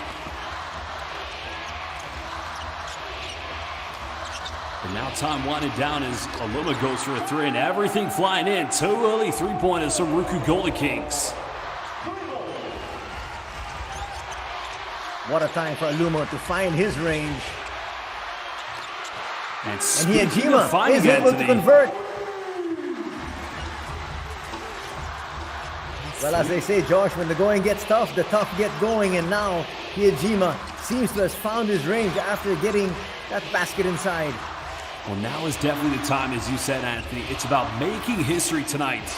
And that's what both teams want to do. Of course, avenge the disappointment of last season. For Golden Kings, it was the finals loss against Dragonflies.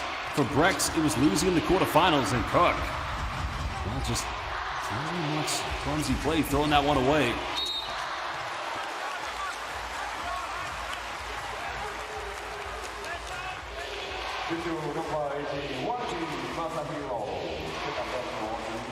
Foul committed by Masahiro Waki.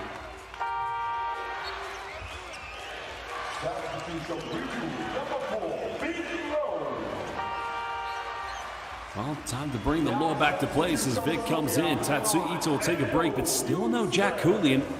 Now, even when they ran away with the victory yesterday in the fourth quarter, they did it without Jack Cooley. So I just wonder, how much longer will RYUKYU keep him on the bench, you think, Anthony? I would expect at least another 2 minutes. And that's going to be it. You got to send in your main big man inside. And it's an Another offensive foul. Wow. Wow. Well, that is going to kill the confidence of the BREX. Let's have a look at the replay here. Or is that on Yusuke Endo? It is. Yeah.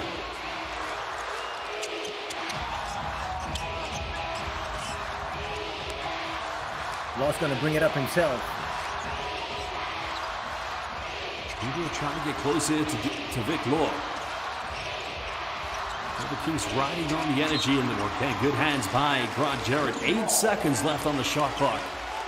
That was actually a very dangerous pass by Law. The atmosphere definitely breathtaking tonight here at the Yokohama Arena. You hit Golden Kings on one side and BREX on the other. Matsuaki. One thing's for sure. The Yokohama Arena is rocking, and here's another steal. Well, what a take by Shinji Takashima, but Anthony, what was Yoshiyuki Matsuaki thinking?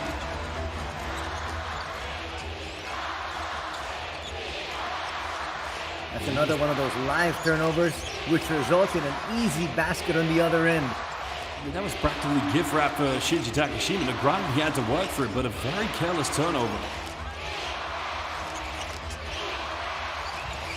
Even now isolated here against Newville.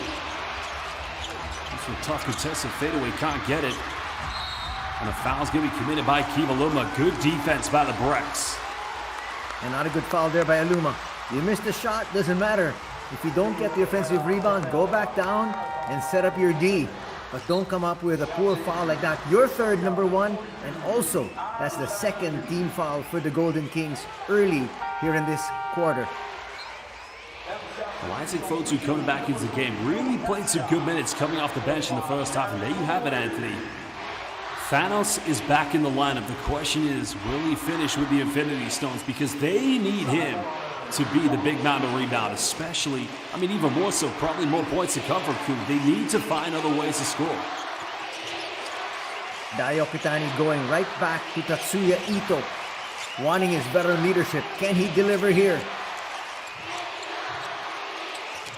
Armugo defended by Matsuaki.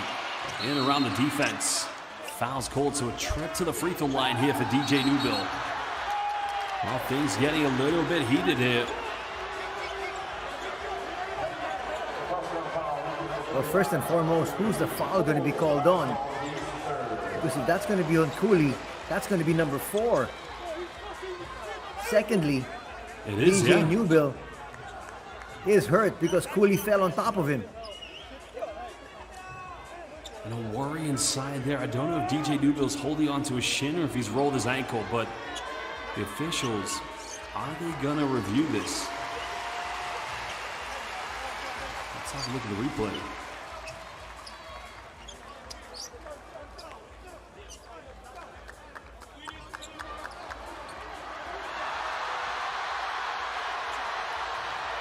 I think the reaction we're hearing from the home crowd, Andy, probably from the BREX fans, but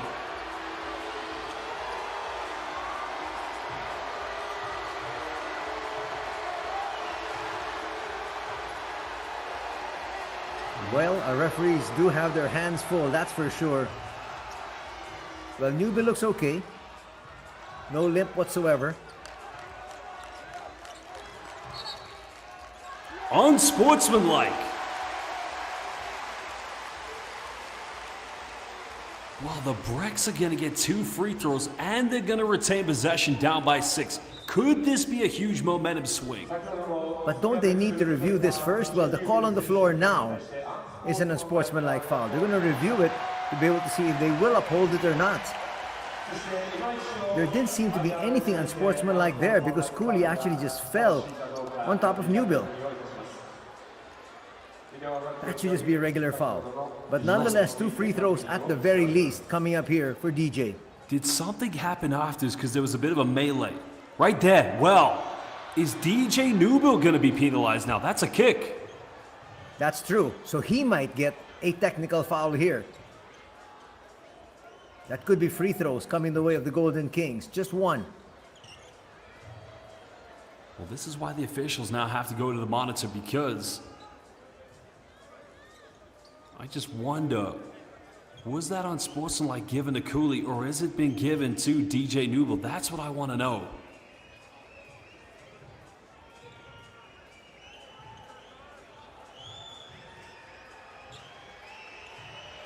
But DJ Newble clearly there, you can see Anthony. I mean, you can understand his frustrations. I mean, you've got Jack Cooley trying to attempt to block and lands on me. I don't think any human being, but let's find out. Let's see what they're going to find. Technical foul against DJ Newble. That was expected. But did they rescind the unsportsmanlike foul that was called on Jack Cooley? Well, first and foremost, we're going to have the Kings with one shot off that technical from DJ, off that kick. Well, the technical foul doesn't necessarily mean it needs to go to Cooley. I mean, anybody could take this, but maybe BREX getting free throws down the other end when we return from this technical foul.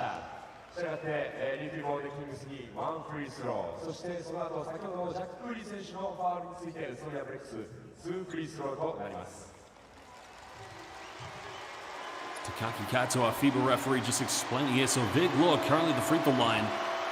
Going for the technical foul given against against DJ Newbill. And he gets it to drop. He had just enough on an arc to be able to keep that soft, so it drops. Lead is now at 7. And the question is here. Well, it looks like there's going to be a lineup, so I think because there's an unsportsmanlike and a technical, it cancels each other out. So BREX will not be retaining possession after this foul.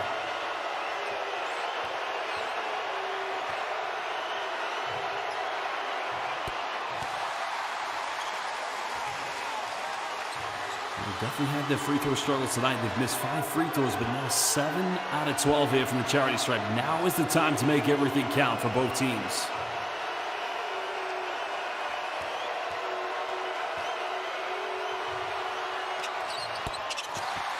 The former Penn State player making them both 5-point deficit. Well, still a lot of time to be played here. It's an eternity of basketball, still to be witnessed by everybody.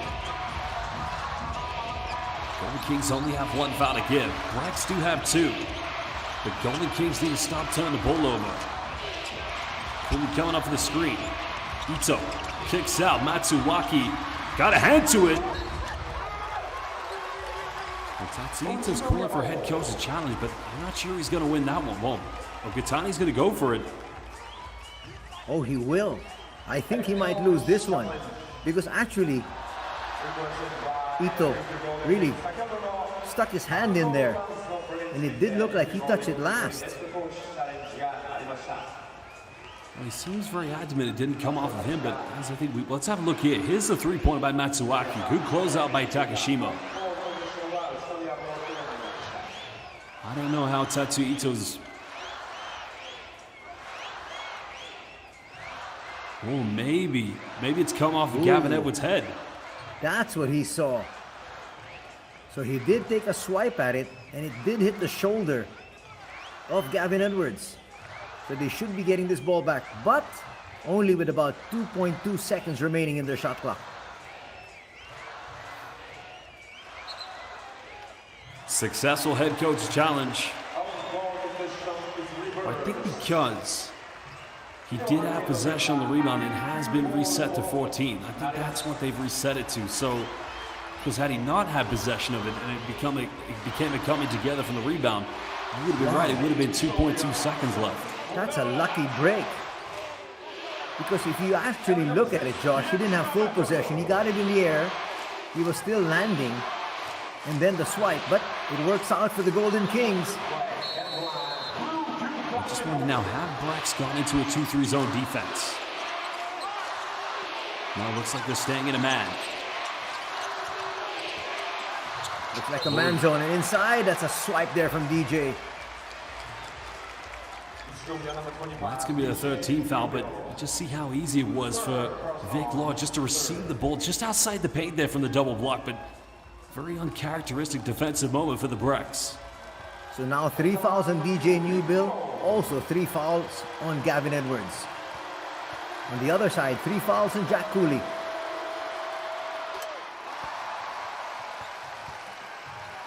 Well, Law's been terrific tonight from the free throw line. And, Anthony, that fourth quarter where he just went on beast mode, completely scoring at will. It's amazing the confidence. He's actually missed 2 free throws tonight. He's 75% from the free throw line, but it's amazing what that does to a player's confidence. Well, check that, Josh.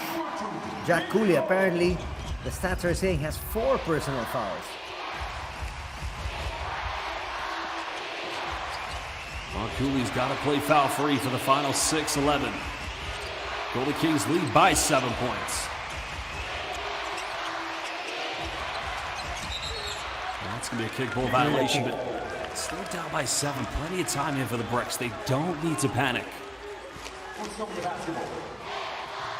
Well, decision-making time here for Coach Zico. Do you want to attack Jack Cooley to permanently get him out of this ball game? Well, I would have to agree with that. I think that's probably got to be on their mindset because as we know, when Cooley's out of the game, the offense does become a bit shattered here for the Golden Kings. But we'll see how they survive. Coach kicks out. 3 here for Newbill. And he's struggled tonight from the three-point line. But Ogawa gets the offensive board. A nice crossover. Newbill. Is that going to be a foul on Jack? Wow. There might have been a slight nudge at the end, and that's what the referee saw. So he's done. Well, now Golden Kings are going to have to survive without one of the, not only their best center, but one of the very best here in the B-League. And if they're going to win their second championship, well, they're going to have to do it without Cooley on the floor. It would be nice to see that again, but it did look like there was a last-minute shove on Jack Cooley. Maybe incidental contact. But they're saying the foul was not in the act of shooting.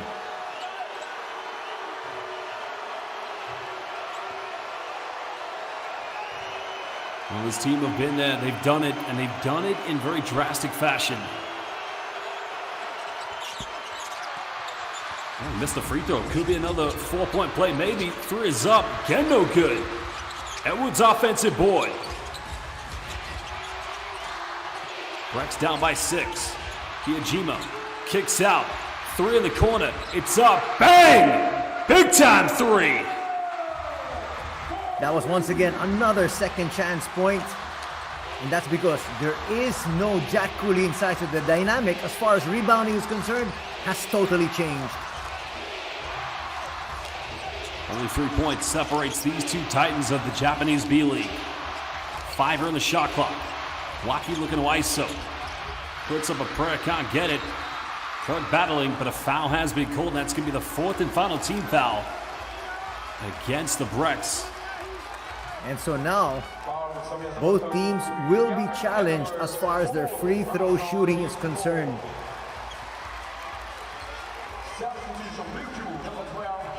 That's what they definitely needed from Kirk. And, Kirk is a much older veteran player than Jack Cooley, but his experience, it's got to come into fruition now for the Golden Kings.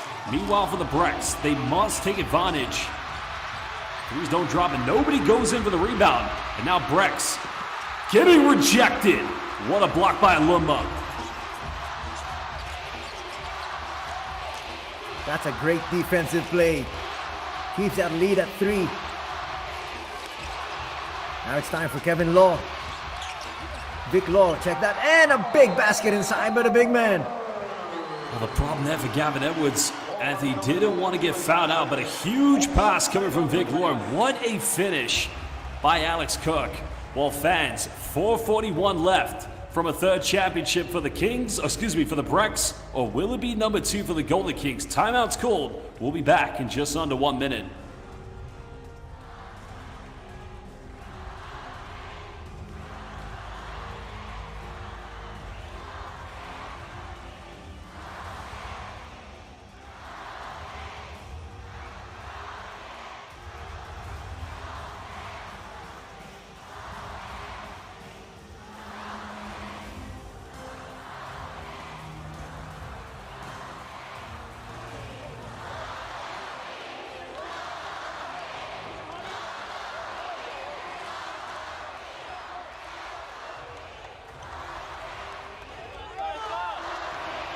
Well, again, welcome back everybody watching live on B.LEAGUE International. This is the final game of the 2025 finals live here at the Yokohama Arena. And the Golden Kings, they have to do it without their best center, if not one of the very best, if not the best in the B.LEAGUE, Jack Cooley. But Anthony Suntai, what a huge three-pointer by Atsuya Ogawa, the young 22-year-old. Oh, definitely. That brings them to within one possession. But again, let us see what the Golden Kings can do without their starting center in Jack Cooley. That's going to be big. This final 4 minutes plus, just about 5 minutes, will seem like an eternity for them. Well, there it is. Will that become the third championship for the BREX? Will it become number 2 for the Golden Kings? We'll find out in 4 minutes and 41 seconds. But if we look at the difference in the BREX compared to games 1 and 2, Anthony, only 6 3-pointers made tonight.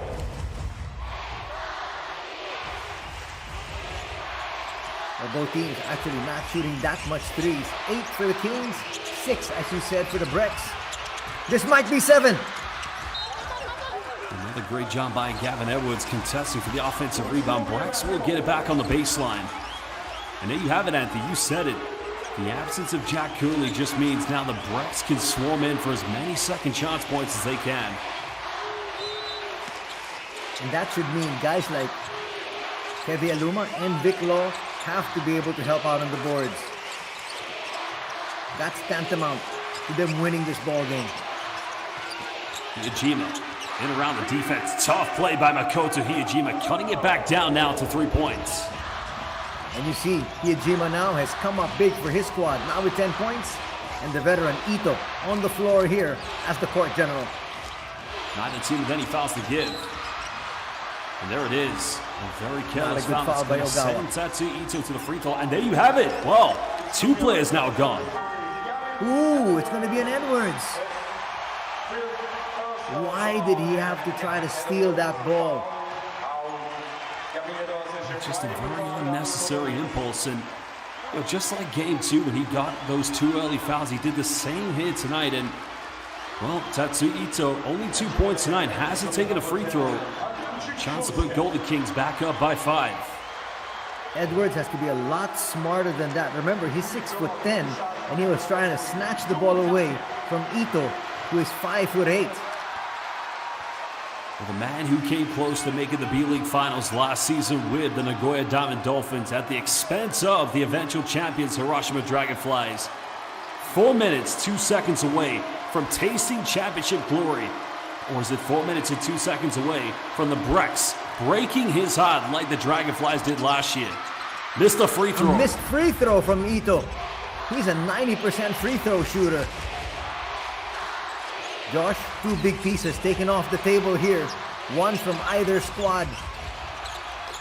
Well, Hiyajima may have got away with an offensive foul, but he does cut it down to a 2-point deficit. And the man who won the MVP award in the finals in 2022 against the Golden Kings, doing everything to keep his team in the game. He has come alive here in the payoff quarter. Time for Vic Law to do the same for his squad, and he does. Well, the man who's had his heart broken in 2 B.LEAGUE finals, once against the Golden Kings, and indeed once against Dragonflies, he also wants it badly.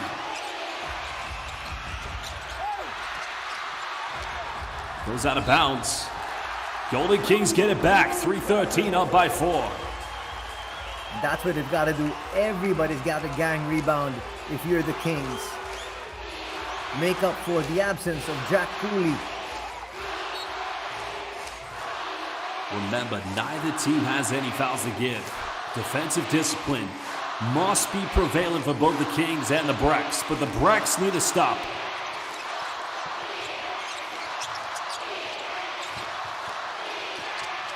Milwaukee had a wide open look. Wanted to take that shot.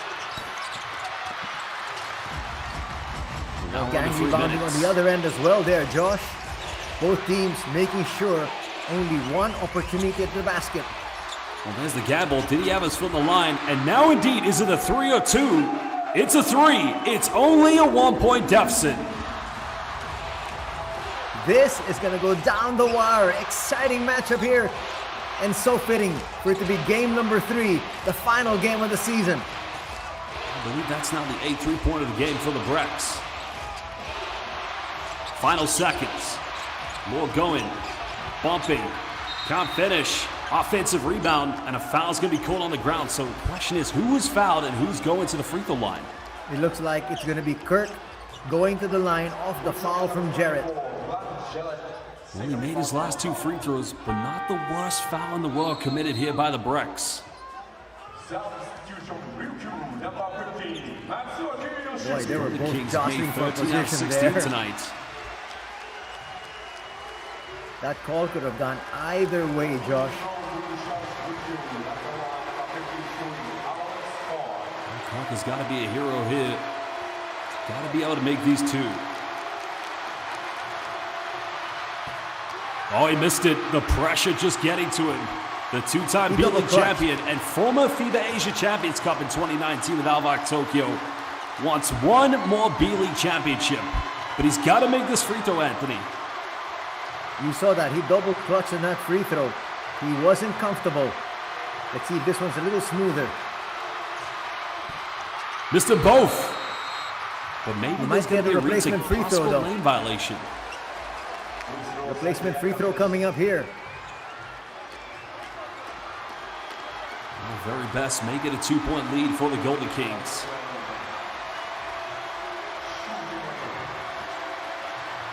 Unbelievable ending we're having here in the 8th B.LEAGUE Finals live at the Yokohama Arena.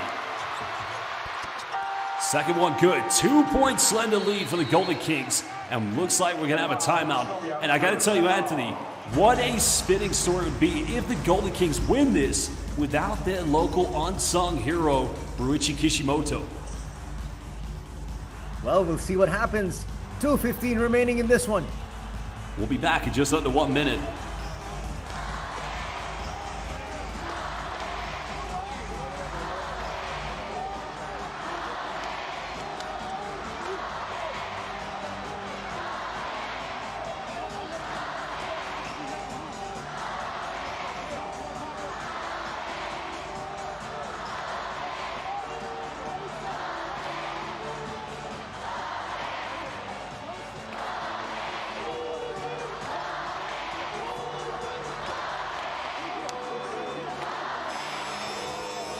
Well, the late, great Kevin Bracewell, no doubt, because his team heartbroken due to the tragic loss of him. Of course, our thoughts and prayers go to the Kevin Bracewell and his family, but yeah, with 2:50 to go, the BREX didn't look like they were in this game in the first half, but you know, the grind of playing now 3 games in 4 days, they've done a magnificent job, especially from this man, Makoto Hiyajima, in the second half, to give themselves a chance of competing for that 3rd championship.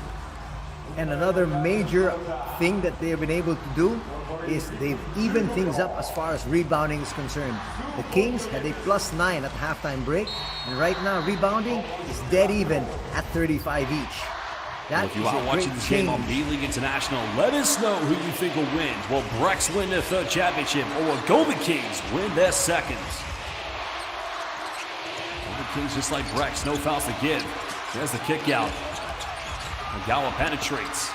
Can't finish. Golden Kings come up with it. Huge play. Chance for Ogawa. Tie things up. A little bit too strong there in his attempt. A big offense here for the Golden Kings. Chance to put it back to a 2-possession ball game. Moore getting bumped. Cross court. Wacky. 3-hand his face. And that's going to be a 24-second violation. Good defense by the BREX. First and foremost, I didn't like the way that offensive pattern started out. Vic Law held on to that basketball a little bit too long, and then when they started swinging it around, not enough time for Wacky to be able to take an open shot. I think also, I mean, you're absolutely right there, but I think Vic Law emotionally was stuck there because he felt he got bumped. But I mean, that's a no call. You got to play through that at this stage. 92 seconds left. BREX got to score here to level things up or maybe take the lead. Championship on the line.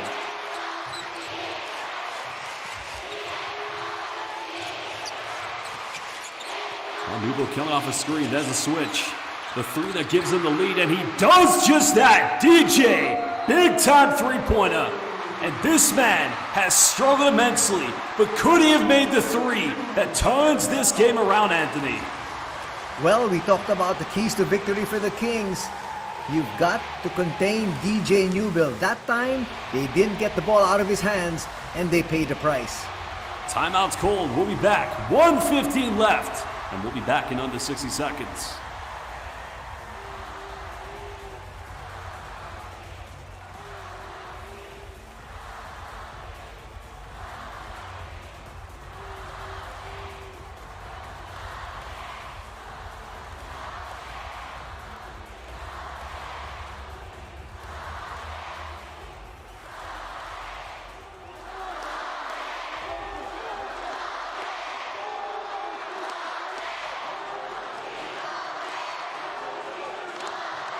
Again, welcome back everybody live here at the Yokohama Arena for the 8th B.LEAGUE Finals between UTSUNOMIYA BREX and the RYUKYU Golden Kings. These two teams met just in the 2022 Finals where the BREX won convincingly. And now the BREX with a 1-point lead with 1:15 to go. Josh Bennett alongside Anthony Suntai. Anthony, what a showdown we have here tonight.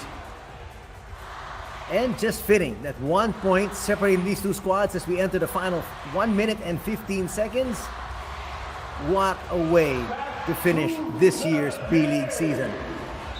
And we still don't know who the champion's going to be. Well,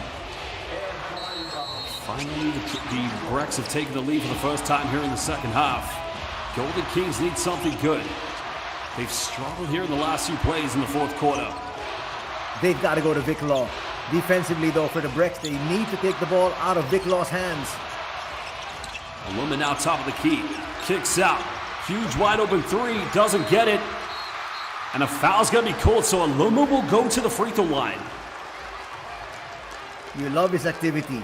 He gives you a lot of energy, and when he saw that shot go up, he went straight for the offensive rebound. Foul there by Endo. So 2 free throws coming up here to extend the lead, possibly, for the Golden Kings. Well, they've been great from the free throw line side, the Golden Kings. These 2 free throws would indeed give them the lead yet again. With the pressure definitely on the line. The man who started his pro career in the B.LEAGUE when he got to BREX. 1 season in the Korean Basketball League. And now in his first year here in the B.LEAGUE Finals with his new club. First one good.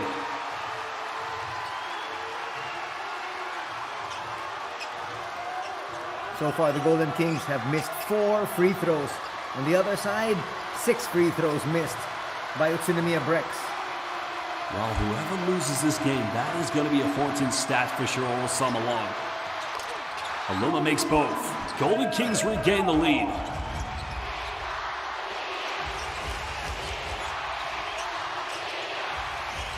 Let's need something now. Down by 1. High pick and roll coming with Takeuchi and DJ Newbill. Kings hedging quickly. He's now running 10. But Kirk matches up with Newbill. Hesitates. Hiyajima. Corner. Arigato gozaimasu. Big time 3 by Makoto Hiyajima. Well, the veteran has come to play, especially in the big moments. That's what he relishes. Comes up with a big 3 there. And this matches their biggest lead in the ball game. It's just 2 points. An unbelievable moment for Japan. The Akatsuki Japan national team star shooting guard. Remember, the 2018 B.LEAGUE MVP, the 2022 B.LEAGUE Finals most valuable player, Mako from downtown, Sugoi. What a huge 3. Could that be championship number 3 for the BREX? We will be back in just under 1 minute.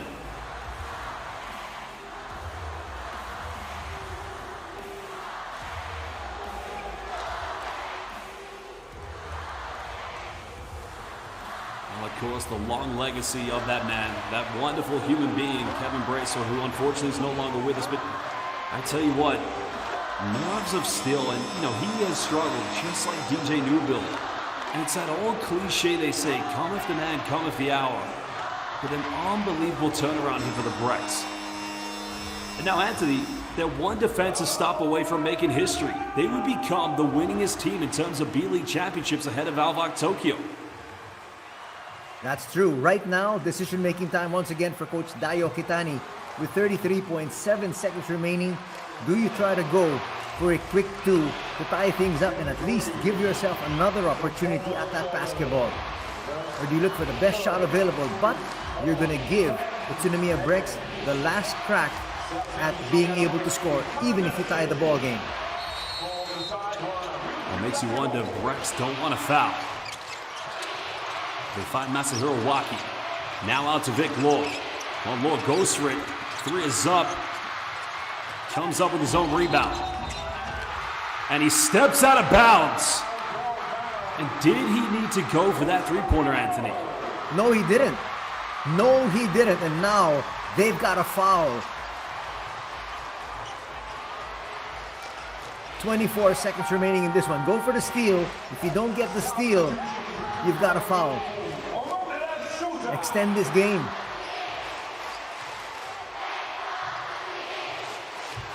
Well, Shota Onodera, I don't think he's featured here in the second half. Now coming into the lineup, and well, you want to trap right away. See if you can force a turnover. You know, they'll go for a foul right away. So you go to your main man, Makoto, though he has not been as steady as he usually is from the free throw line. And you're absolutely right. That may not be the worst foul in the world.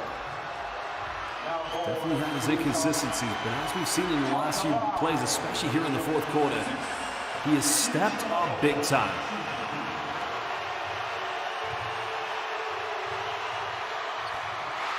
And he makes the first one. These are the moments he relishes. He says, it doesn't matter how many I missed early in the ball game, when the ball game's on the line, I want that basketball. I want those free throws. And now, this shot to make it a two-possession game.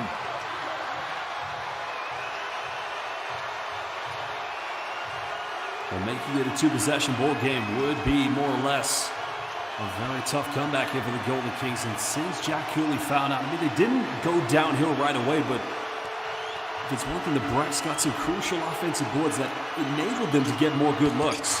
And there you have it. The Golden Kings have no timeouts remaining. They've got to go the full length of the court. Waki nowhere to go. Matsuwaki takes a three, doesn't get it. Job might be done. UTSUNOMIYA BREX have come from behind after trailing for the majority of the game, and already you know it's going to be party time in the prefecture of Tojiki. And how fitting for these two free throws to come from the veteran, Kosuke Takeuchi. 40 years of age and still showing he can stay in step with the big boys. And the man at the free throw line, Kosuke Takeuchi, twin brother Joji, plays for Osaka Vesa. 19 years ago was Japan's star center at the 2006 FIBA World Championship, having to go up against the likes of Dirk Nowitzki and many of the great NBA players. And that man there, his teammate Yuta Tsubuse, the first ever Japanese-born player in the NBA, played alongside Steve Nash. But this would be a fitting legacy to their careers, to their former late great coach Kevin Bracewell, and to the people of UTSUNOMIYA. Well, there you have it. And Karuga's now going to get fouled. Takeuchi's going to miss both. He's a very good free throw shooter. I guess the pressure still comes into play for these veterans, but they get the offensive rebound. And two more free throws coming the way here of BREX. Well, you got to feel for the Golden Kings. Fourth consecutive season they've made a B.LEAGUE Finals, and they looked like they were in total control this one. But unfortunately, Jack Cooley fouling out in very, very drastic circumstances, and the inability to have some composure in the half-court offense. And I said last year, Anthony, it would be a tough ride for the Golden Kings to get back to another finals, but you never know what to expect, especially with the spirit of the natives of Okinawa. That gentleman there wishing he could be on the floor to help out his squad. Another missed free throw. 5-point lead, final seconds. Luma puts up the three, not going to get it. And Kirk goes in for the putback, cutting it down to 3 points. And I think a timeout's going to be called. And That's Zico a very Cornell's good definitely going to timeout here. advance the ball. Definitely. Coach Zico not taking any chances whatsoever. Just 2.9. At least he wants to be able to get that inbound from the half court going towards the basket, which could essentially seal the deal. Well, timeout's cool. We'll be back in just under 60 seconds. 2.9. BREX have the ball, and they're up by 3.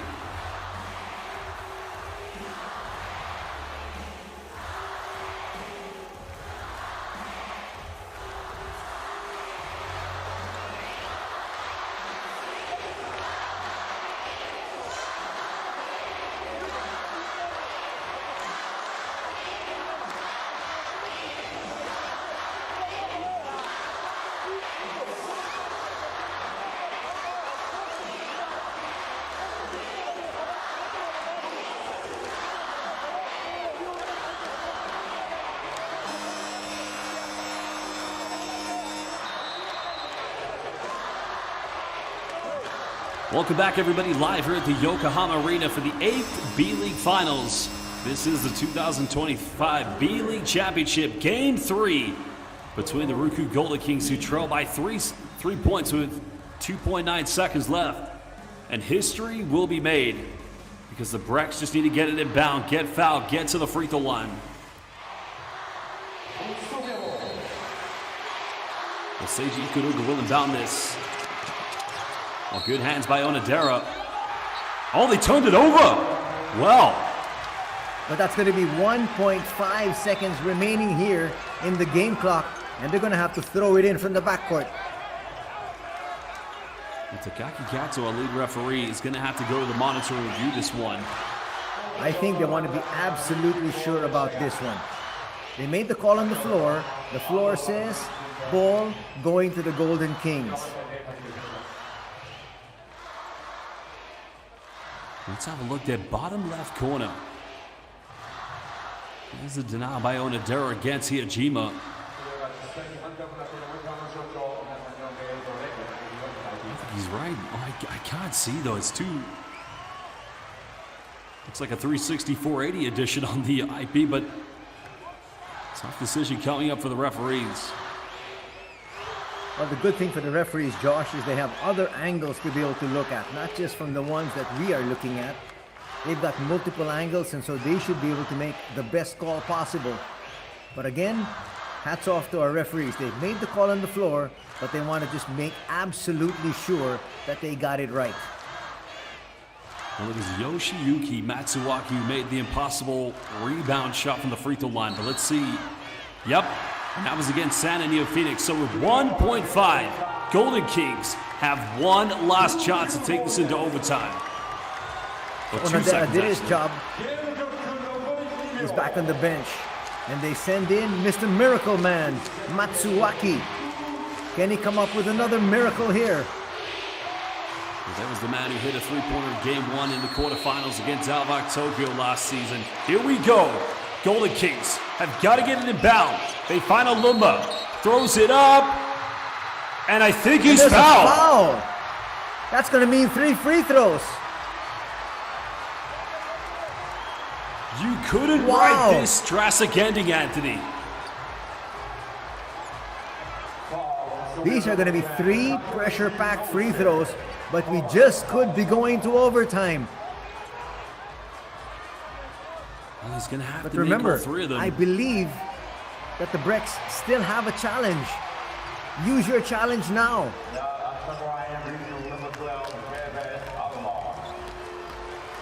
That's the inbound. They found Kiva Luma. He lost balance and may have just made contact with it. Andy, imagine if he made an M1. But he's got to make all 3 of them. First one good.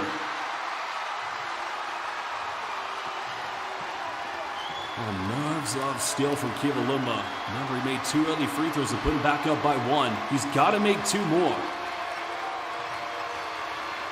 Can we have another dramatic finish here for the Golden Kings, at least in regulation? Oh, he missed it! And he's gonna have to miss this free throw. But remember, just 0.6 remaining here. It's got to be a quick basket, meaning get that offensive rebound and put it through. As far as BREX is concerned, just tap it out, and you've won the ball game. 0.6 of a second left. 0.6 from overtime. 0.6 from championship number 3. Missed it. gets rejected. Brad Jarrett has indeed won UTSUNOMIYA BREX their third B.LEAGUE championship. Sayonara, Ayasumi Nasai Tojiki, Omedeto, UTSUNOMIYA BREX. A big congratulations.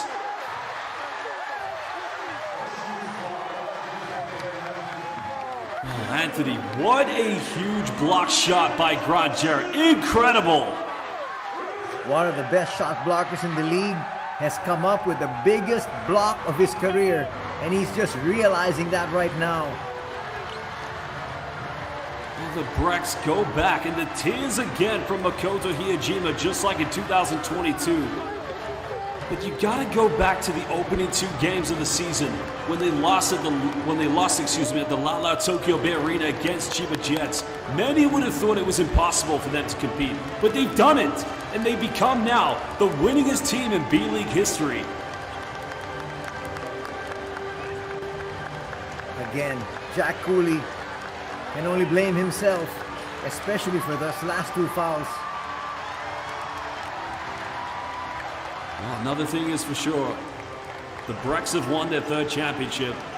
Well, the season's not over for them, because in 2 weeks' time, they'll be on a plane to Dubai, and they will indeed play at the 2025 FIBA Basketball Champions League Asia against the champions of the Chinese CPA, the Philippines PBA, the Korean KBL, as well as 2 from FIBA BCL Asia East, and 2 of the very best in the FIBA Vassal, which is Al Riyadi and Tabiat from Iran. But now it's celebration time, and they do it in legacy, in memory of the late, great Kevin Bracewell. What a fitting finish to their season. They have said when he passed away, they are dedicating this season to him, and what better way to finish that with another championship. A fantastic basketball team, no doubt about it. I mean, basketball definitely is a tradition. It is a culture in the Tochigi Prefecture, the first ever B.LEAGUE championship in 2017. And not only do they win their 3rd B.LEAGUE championship, but they do it a 2nd time against RYUKYU Golden Kings, this time in a very nail-biting finish of only 2 points in Game 3. What a fantastic 2nd half here for their local hero, Makoto Hiyajima, finishing eventually with 17 points when he was scoreless practically in the first 2 quarters. Only 3 points, but he came up with 14 huge markers, and most of them coming here in the 4th quarter. Well, you got to feel for the Golden Kings. And had that man been a part of this series, well, Anthony, you could argue the same with Rusei Sasaki with San Antonio Phoenix, but I'll maintain the same thing. Had they had their star point guard, this could have been a very different final. Well, injuries are really a part and parcel of sports. And so, aside from being a talented squad, you hope that the chips fall in your favor, which means being injury-free as much as possible. But despite the fact that they've lost that man for majority of the playoffs, still, they've been able to make it here to the finals, still finishing in 2nd place, nothing to be ashamed of. It was only in the last 10 games of the regular season where they were on the road against Alvar Tokyo, and they lost after leading by 10 points with 3 minutes left. You kind of felt, were they championship destined? But indeed they did it. Let's hear now from head coach Zico Coronel, holding the portrait of his former best friend and head coach, the late great Kevin Bracewell.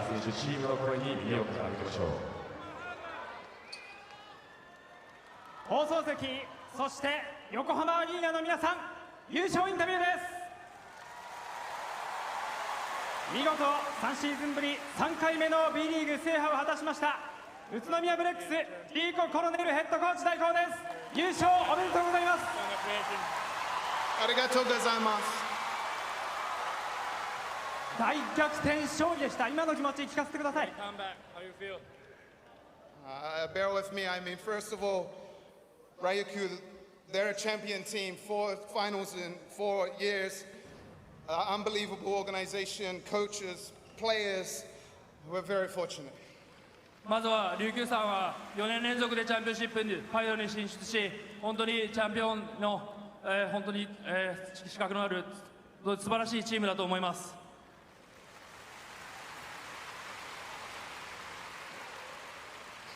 there's a lot of people to thank, but if you bear with me, there's two really important people that I want to address. 本当に感謝したい人はたくさんいるんですけれども、特に2人、感謝をしたいと思います。Harlow and Hendrix Braswell. ハローとヘンドリックス・ブラズベル。Your dad believed this team could be special. あなたのお父さんはこのチームを本当に信じていました。You see now he's a wise man. He believed you guys could be very special. 彼はこのチームが本当にスペシャルなチームになれるということを本当に信じていました。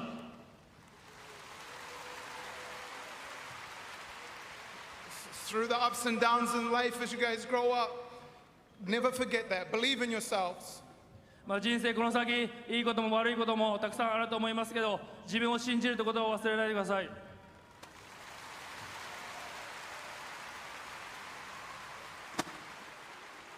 You've got a great mom as well, Grace. Thank you. で、あなたたちはグレイスという本当に素晴らしいお母さんがついています。Personally for me, Harlow Hendrix, this one's for you.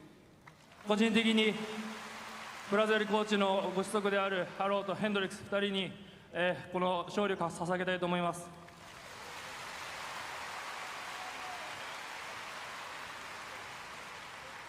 そのケビン・ブラスウェルヘッドコーチの意思を継いで掴み取ったチャンピオンです。チームにとってはこの優勝というのはどんな意味があるでしょうか。And I think you can see by all the tears, there's no other team who's been in the hospital together at their fallen leader, been to funerals and cried together, and now we get to cry tears of joy. It means the world to us, to honor KB. 見ていただいたら分かると思いますけど、みんな顔に目に涙が見えると思いますけれども、シーズン途中で、葬儀に駆けつけて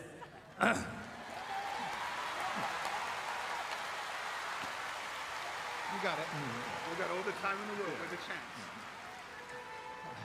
リーダーがこうやって去っていくところを一緒に悲しんで涙を流して、そして戦い続けたこんなチームは、こんなスペシャルなチームは他にないと思います。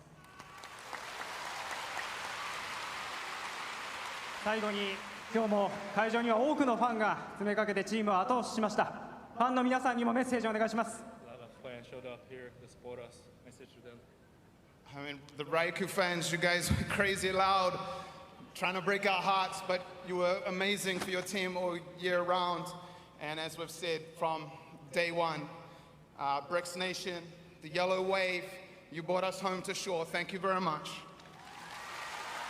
まずは琉球ファンの皆さん、本当に大きな声援で自分たちも本当に心が折れそうになることもありましたけれども、本当に皆様、チームのサポート、本当に素晴らしい方と思います。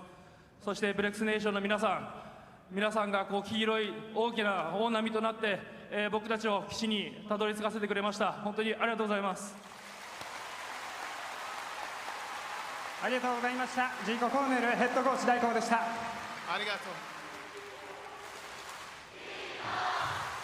Well, you can definitely feel the emotion for Coach Zico Coronel. Not only did they lose a coach, but they lost a brother. He lost a best friend he did. But now we're going to hear from DJ Newbill. Tough game for both him and Makoto Hiyajima, but still they prevailed. Now we'll hear what his thoughts are. Winning his first ever B.LEAGUE championship with the BREX.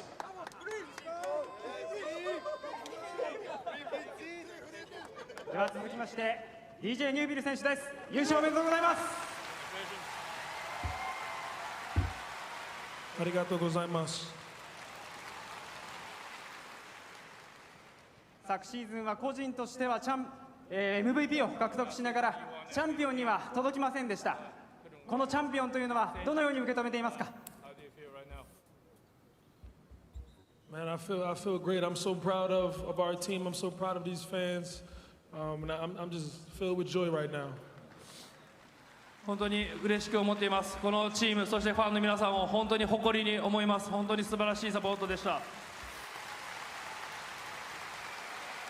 今日も19得点とチームを牽引する働きでした。自分のプレー振り返っていかがですか。Man, we all had the same goal since KB passed, and we wanted to get one for him, and we did it. We got a championship for KB.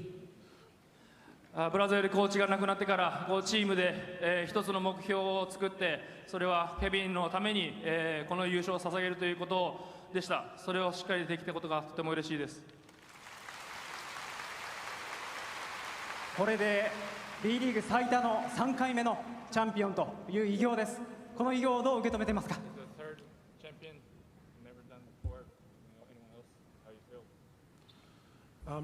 These fans been amazing. You guys been supporting us all year. You were a sixth man. Appreciate y'all all this weekend, and go BREX. もうこのファンの皆さんが本当に素晴らしかったです。本当にチームのシックスマンでした。本当に温かいサポートありがとうございました。ありがとうございました。DJ ニュービル選手でした。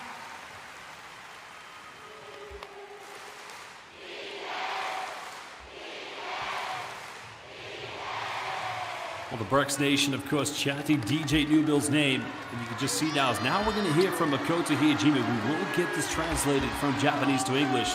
But let's hear what the 2018 MVP and 2022 B.LEAGUE Finals MVP has to say.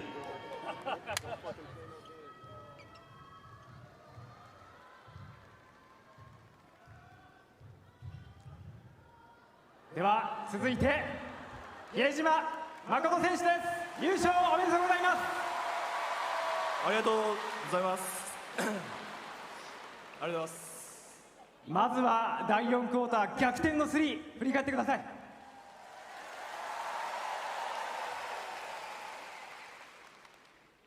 まあもうそうですね。もう本当に性格的に追い込まれないけどやらない性格なんで本当にもうすみません。でも本当に気持ちで決めてきたシュートだと思います。チャンピオンシップに入ってからは少しそのシュートの成功率の部分で苦しんでた部分もあると思いますが、今日のゲームどのようにその部分意識していたんでしょうか。もう考えすぎないことというか、そのシュート以外は別に悪くないっていうふうには自分の中で捉えていたので、あとはシュートが入ってくればもっとオフェンスのリズムはつかめるかなというふうに思ってたんで、チームがしっかり作ってくれたし、あとは決めきるだけというシュートを何本も決めたので、皆さんのおかげです。ありがとうございます。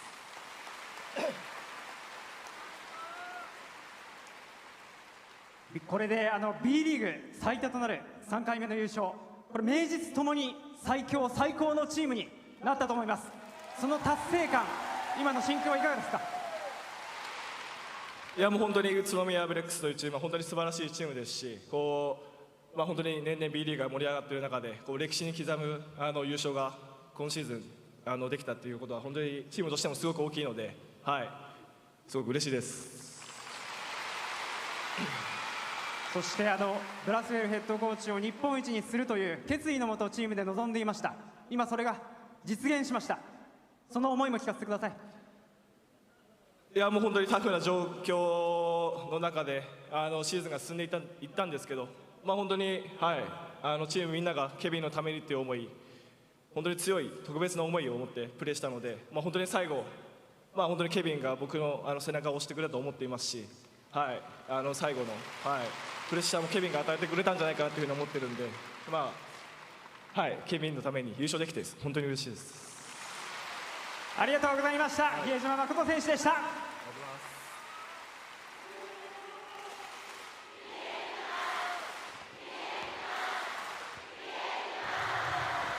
Well, that was Makoto Hiyajima. Really did step up where it counted tonight for his team, and now winning his second B.LEAGUE championship here with UTSUNOMIYA BREX. We will get that translated very soon to find out what his message was. But I think one thing's undeniable is there was definitely a message to the late great Kevin Bracewell. But Anthony, I got to tell you, you've got to give credit to the RYUKYU Golden Kings. You know, they lost Alan Durham, Keita Imamura, replaced him with star players. And even without Ryuichi Kishimoto, they found a way to get to a fourth consecutive B.LEAGUE Finals. This team has nothing to be ashamed of. Oh, quite definitely. In fact, a lot of people are saying they don't even deserve to be here in the finals because of the fact that they are undermanned. Remember, even in the San Emil Phoenix series, they didn't have Kevin Aluma. really for a lot of that game because of the fact that he got injured in game number 1, but still they persevered, they pushed through, and as I said a while ago, they have nothing to be ashamed about.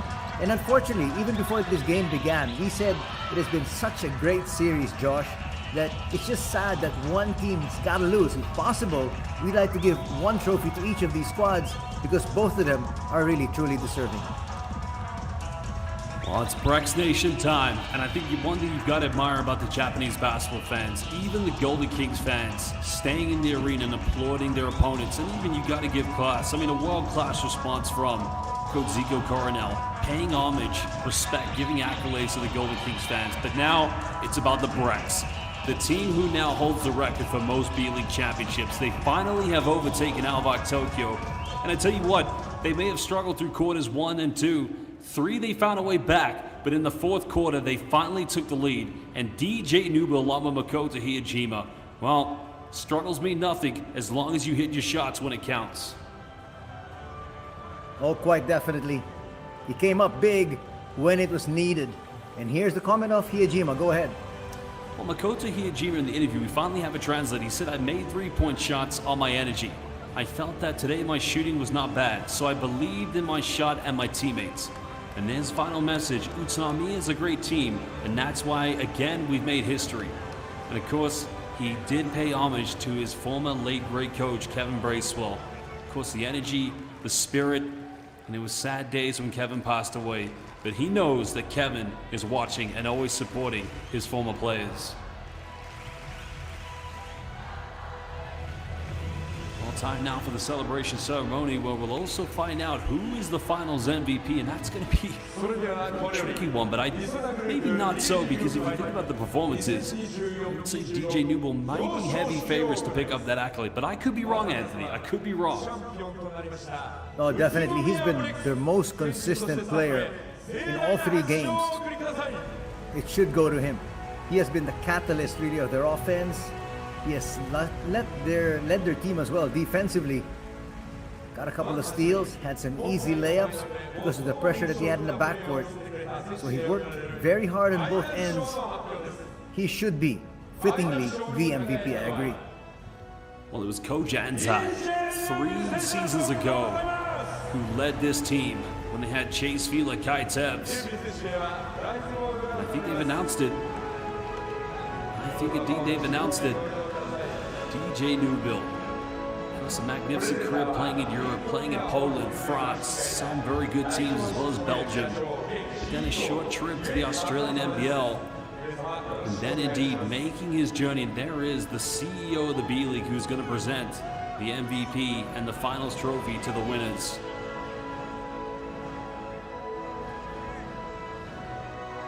It's not a bad finals bonus to pick up, and you know they'll have another bonus to compete for when they head to Dubai, so the BREX could find themselves a very wealthy team by the end of the summer.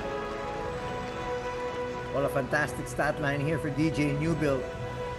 In almost 36 minutes of action, coming up with 19 points, grabbing 3 rebounds, issuing 5 assists, and had 1 steal.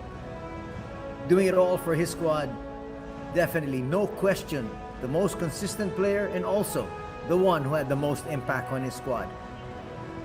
Well, there you have it, indeed. DJ Nubel, the 2025 B-League Finals Most Valuable Player. And yet collectively still one more trophy to celebrate with his team.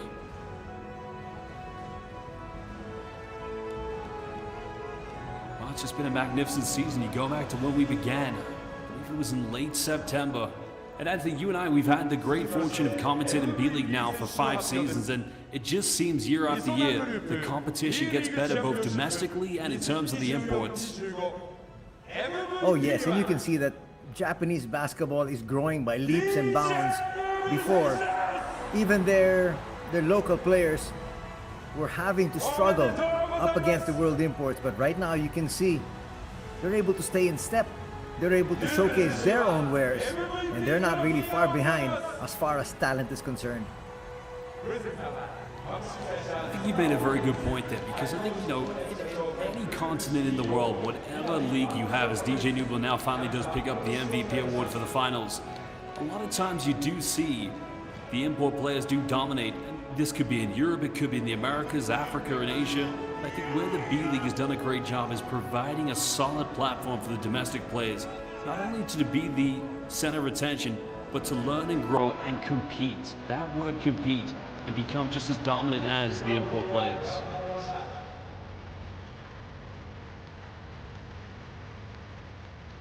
And I remember my debut year commentating. My first games indeed was with Falua Sten, and DJ Nubil was a part of that team.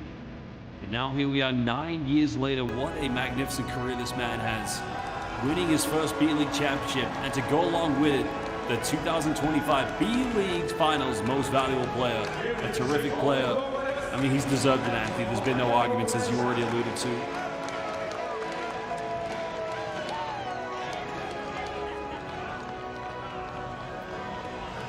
Well, celebration time, but don't party too hard, because as I mentioned, it will only be in under 2 weeks and under a fortnight. They'll be taking that plane to the Gulf. They'll be going to the City of Gold, Dubai, where they will go up and try to compete for the 2025 FIBA BCL Asia. Right now, allow them a few nights to be able to enjoy this championship. They worked so hard to get here. Now at the top of the mountain.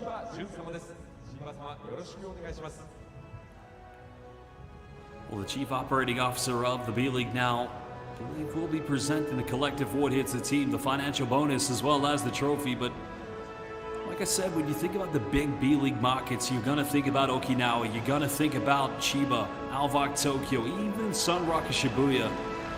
But it's the prefecture of Tojiki that now becomes the most dominant team in the history of the B-League. A league that was only formed in 2016 in the formation of 2 former leagues. But they've earned it. They are now the true kings of Japanese B-League basketball. The question remains, can they retain the same team and defend and further extend their championship excellence?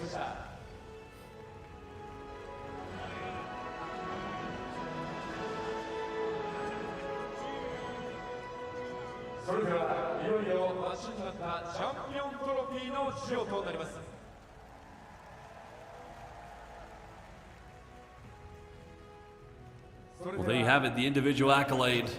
DJ Nubil, of course, picking up his bonus, but there it is. The 3rd time, UTSUNOMIYA BREX. And is it only fitting? I think it is. That one of the historical icons, a legend of Japanese basketball, raises the trophy.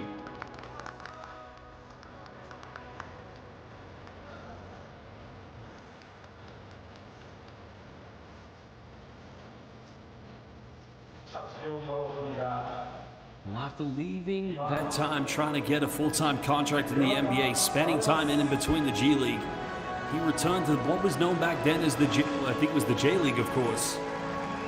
And he started with Tojiki, where he's ever been since. And in memory of that great man, the late great Kevin Bracewell, the impact, the tutelage that he passed on to these players. Well, UTSUNOMIYA BREX, to their fans, the BREX Nation, congratulations. They've earned it, and indeed, they now become the best team in the history of this magnificent league. Yuta Debuse will begin the trophy celebrations with his teammates. And if it's one thing this team has done a magnificent job of, it's keeping a core of great players. Hiyajima, along with the legends of both Debuse and Takeuchi. But they've done it.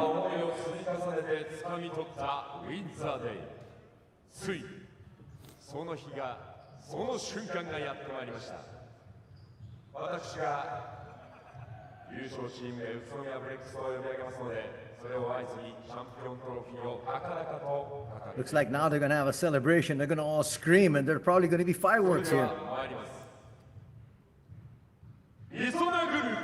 Well, for the 3rd time, indeed, 9 years, UTSUNOMIYA BREX have risen through the challenges. They've defied the expectations. And again, the trophy is heading back to Tojiki. Omedetou UTSUNOMIYA BREX. A huge congratulations. 3-time champions of the Japanese B-League. What a magnificent franchise. They've done it, and again, They are kings of the B.LEAGUE Mountain.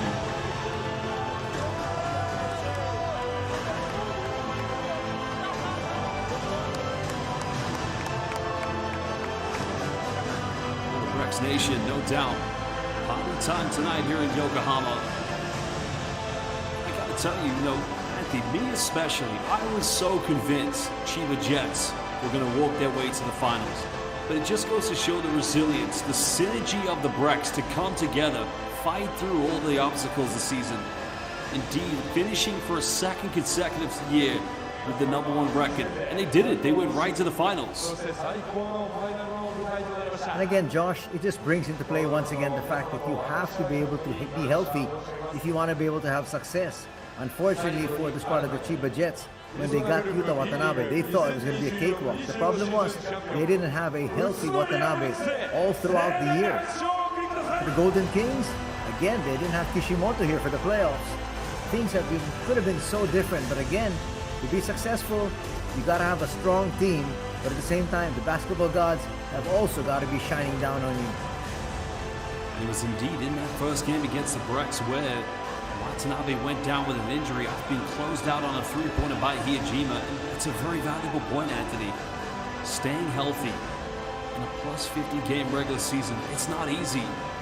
But simply, if you're able to do so, you give yourself a chance of coming to Yokohama after 2 series. And the best did prevail. UTSUNOMIYA BREX. I think it's fitting here for these two players because Gavin Edwards in his last B.LEAGUE finals losing the Golden Kings, a bit of revenge for him. And I mean that in a good way, but also for Grant Jarrett. 2 seasons with the BREX prior to this one. Not making the playoffs first year, losing in the quarterfinals, and finally he can taste the champagne of champions.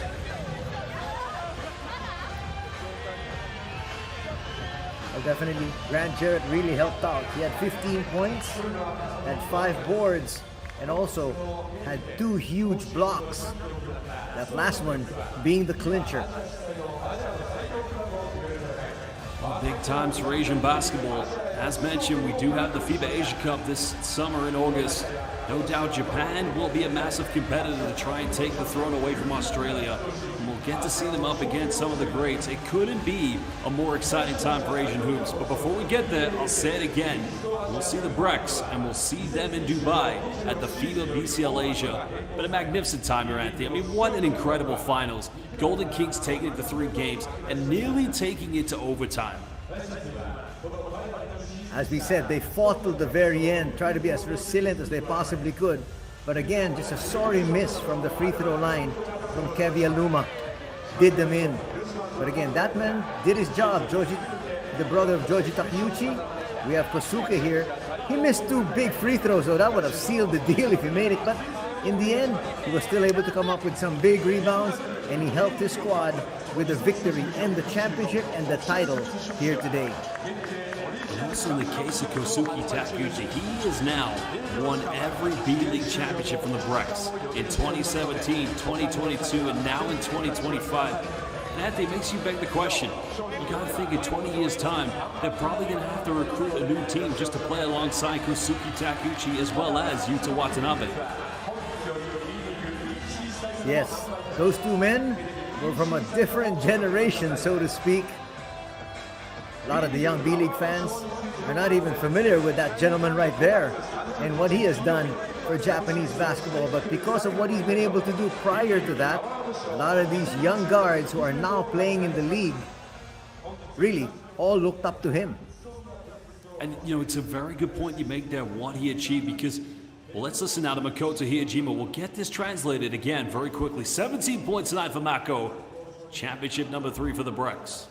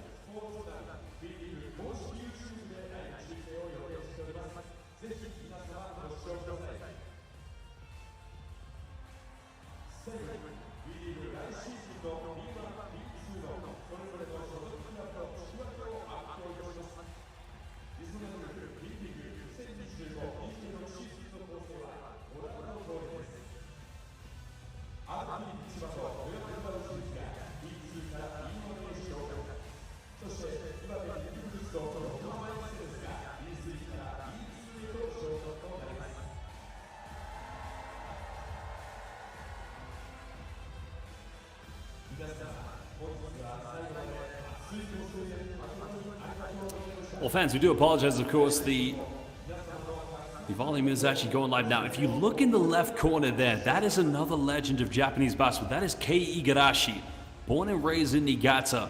Many years playing a top-flight basketball here, just like Kosuke Takeuchi as well as Yuta Tabusi, and another key player who did play many times for the Japanese national team in FIBA Asia Cups and World Championships. And you're looking, Hirojima's the same age as me. He's 35 years old. He would have looked up to players like Kei Igarashi and the likes of Kosuke Takeuchi as a youngster.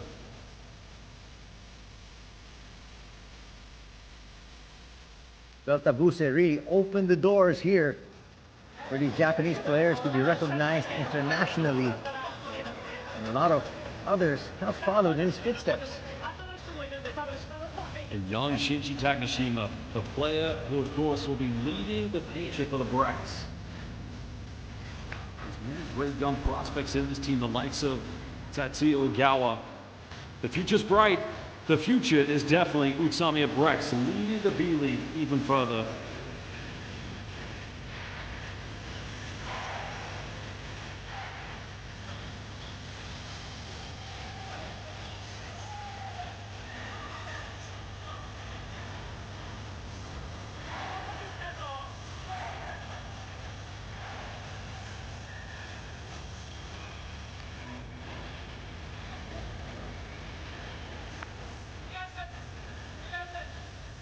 Here is Hinori Watanabe, 37 years young.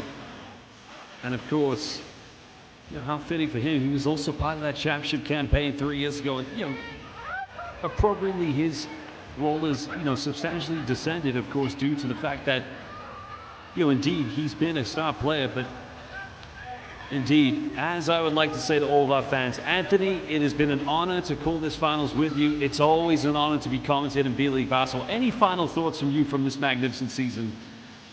Well, first and foremost, we'd like to thank our friends from the B.LEAGUE for making us a part of this fantastic season. And again, as you mentioned, great words for B.LEAGUE fans. Game 3, that's exactly what transpired, and it went all the way down to the end. And the fitting champion, really, UTSUNOMIYA BREX, they deserve the title, but nothing to be ashamed of to the Golden Kings. They gave it their all. They came in here short-handed, but they proved to everybody that they did still deserve to be here in the final dance. Well, indeed, fans who have been watching all season long on B.LEAGUE International's YouTube page, that is it from both Anthony Sunta and myself, Josh Bed. We would like to thank you for joining us all season long. The B.LEAGUE season is over. BREX are champions. They're going to the BCL Asia in Dubai. But again, we would like to say thank you, and we'll see you again next season for season number 10.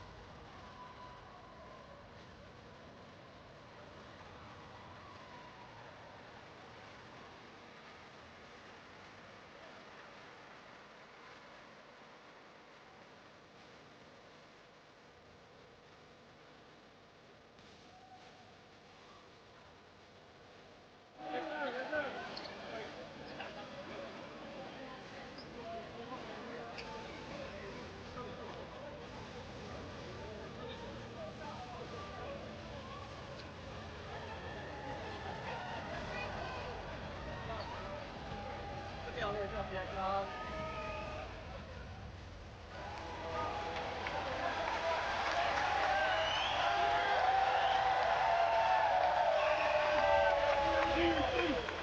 Three,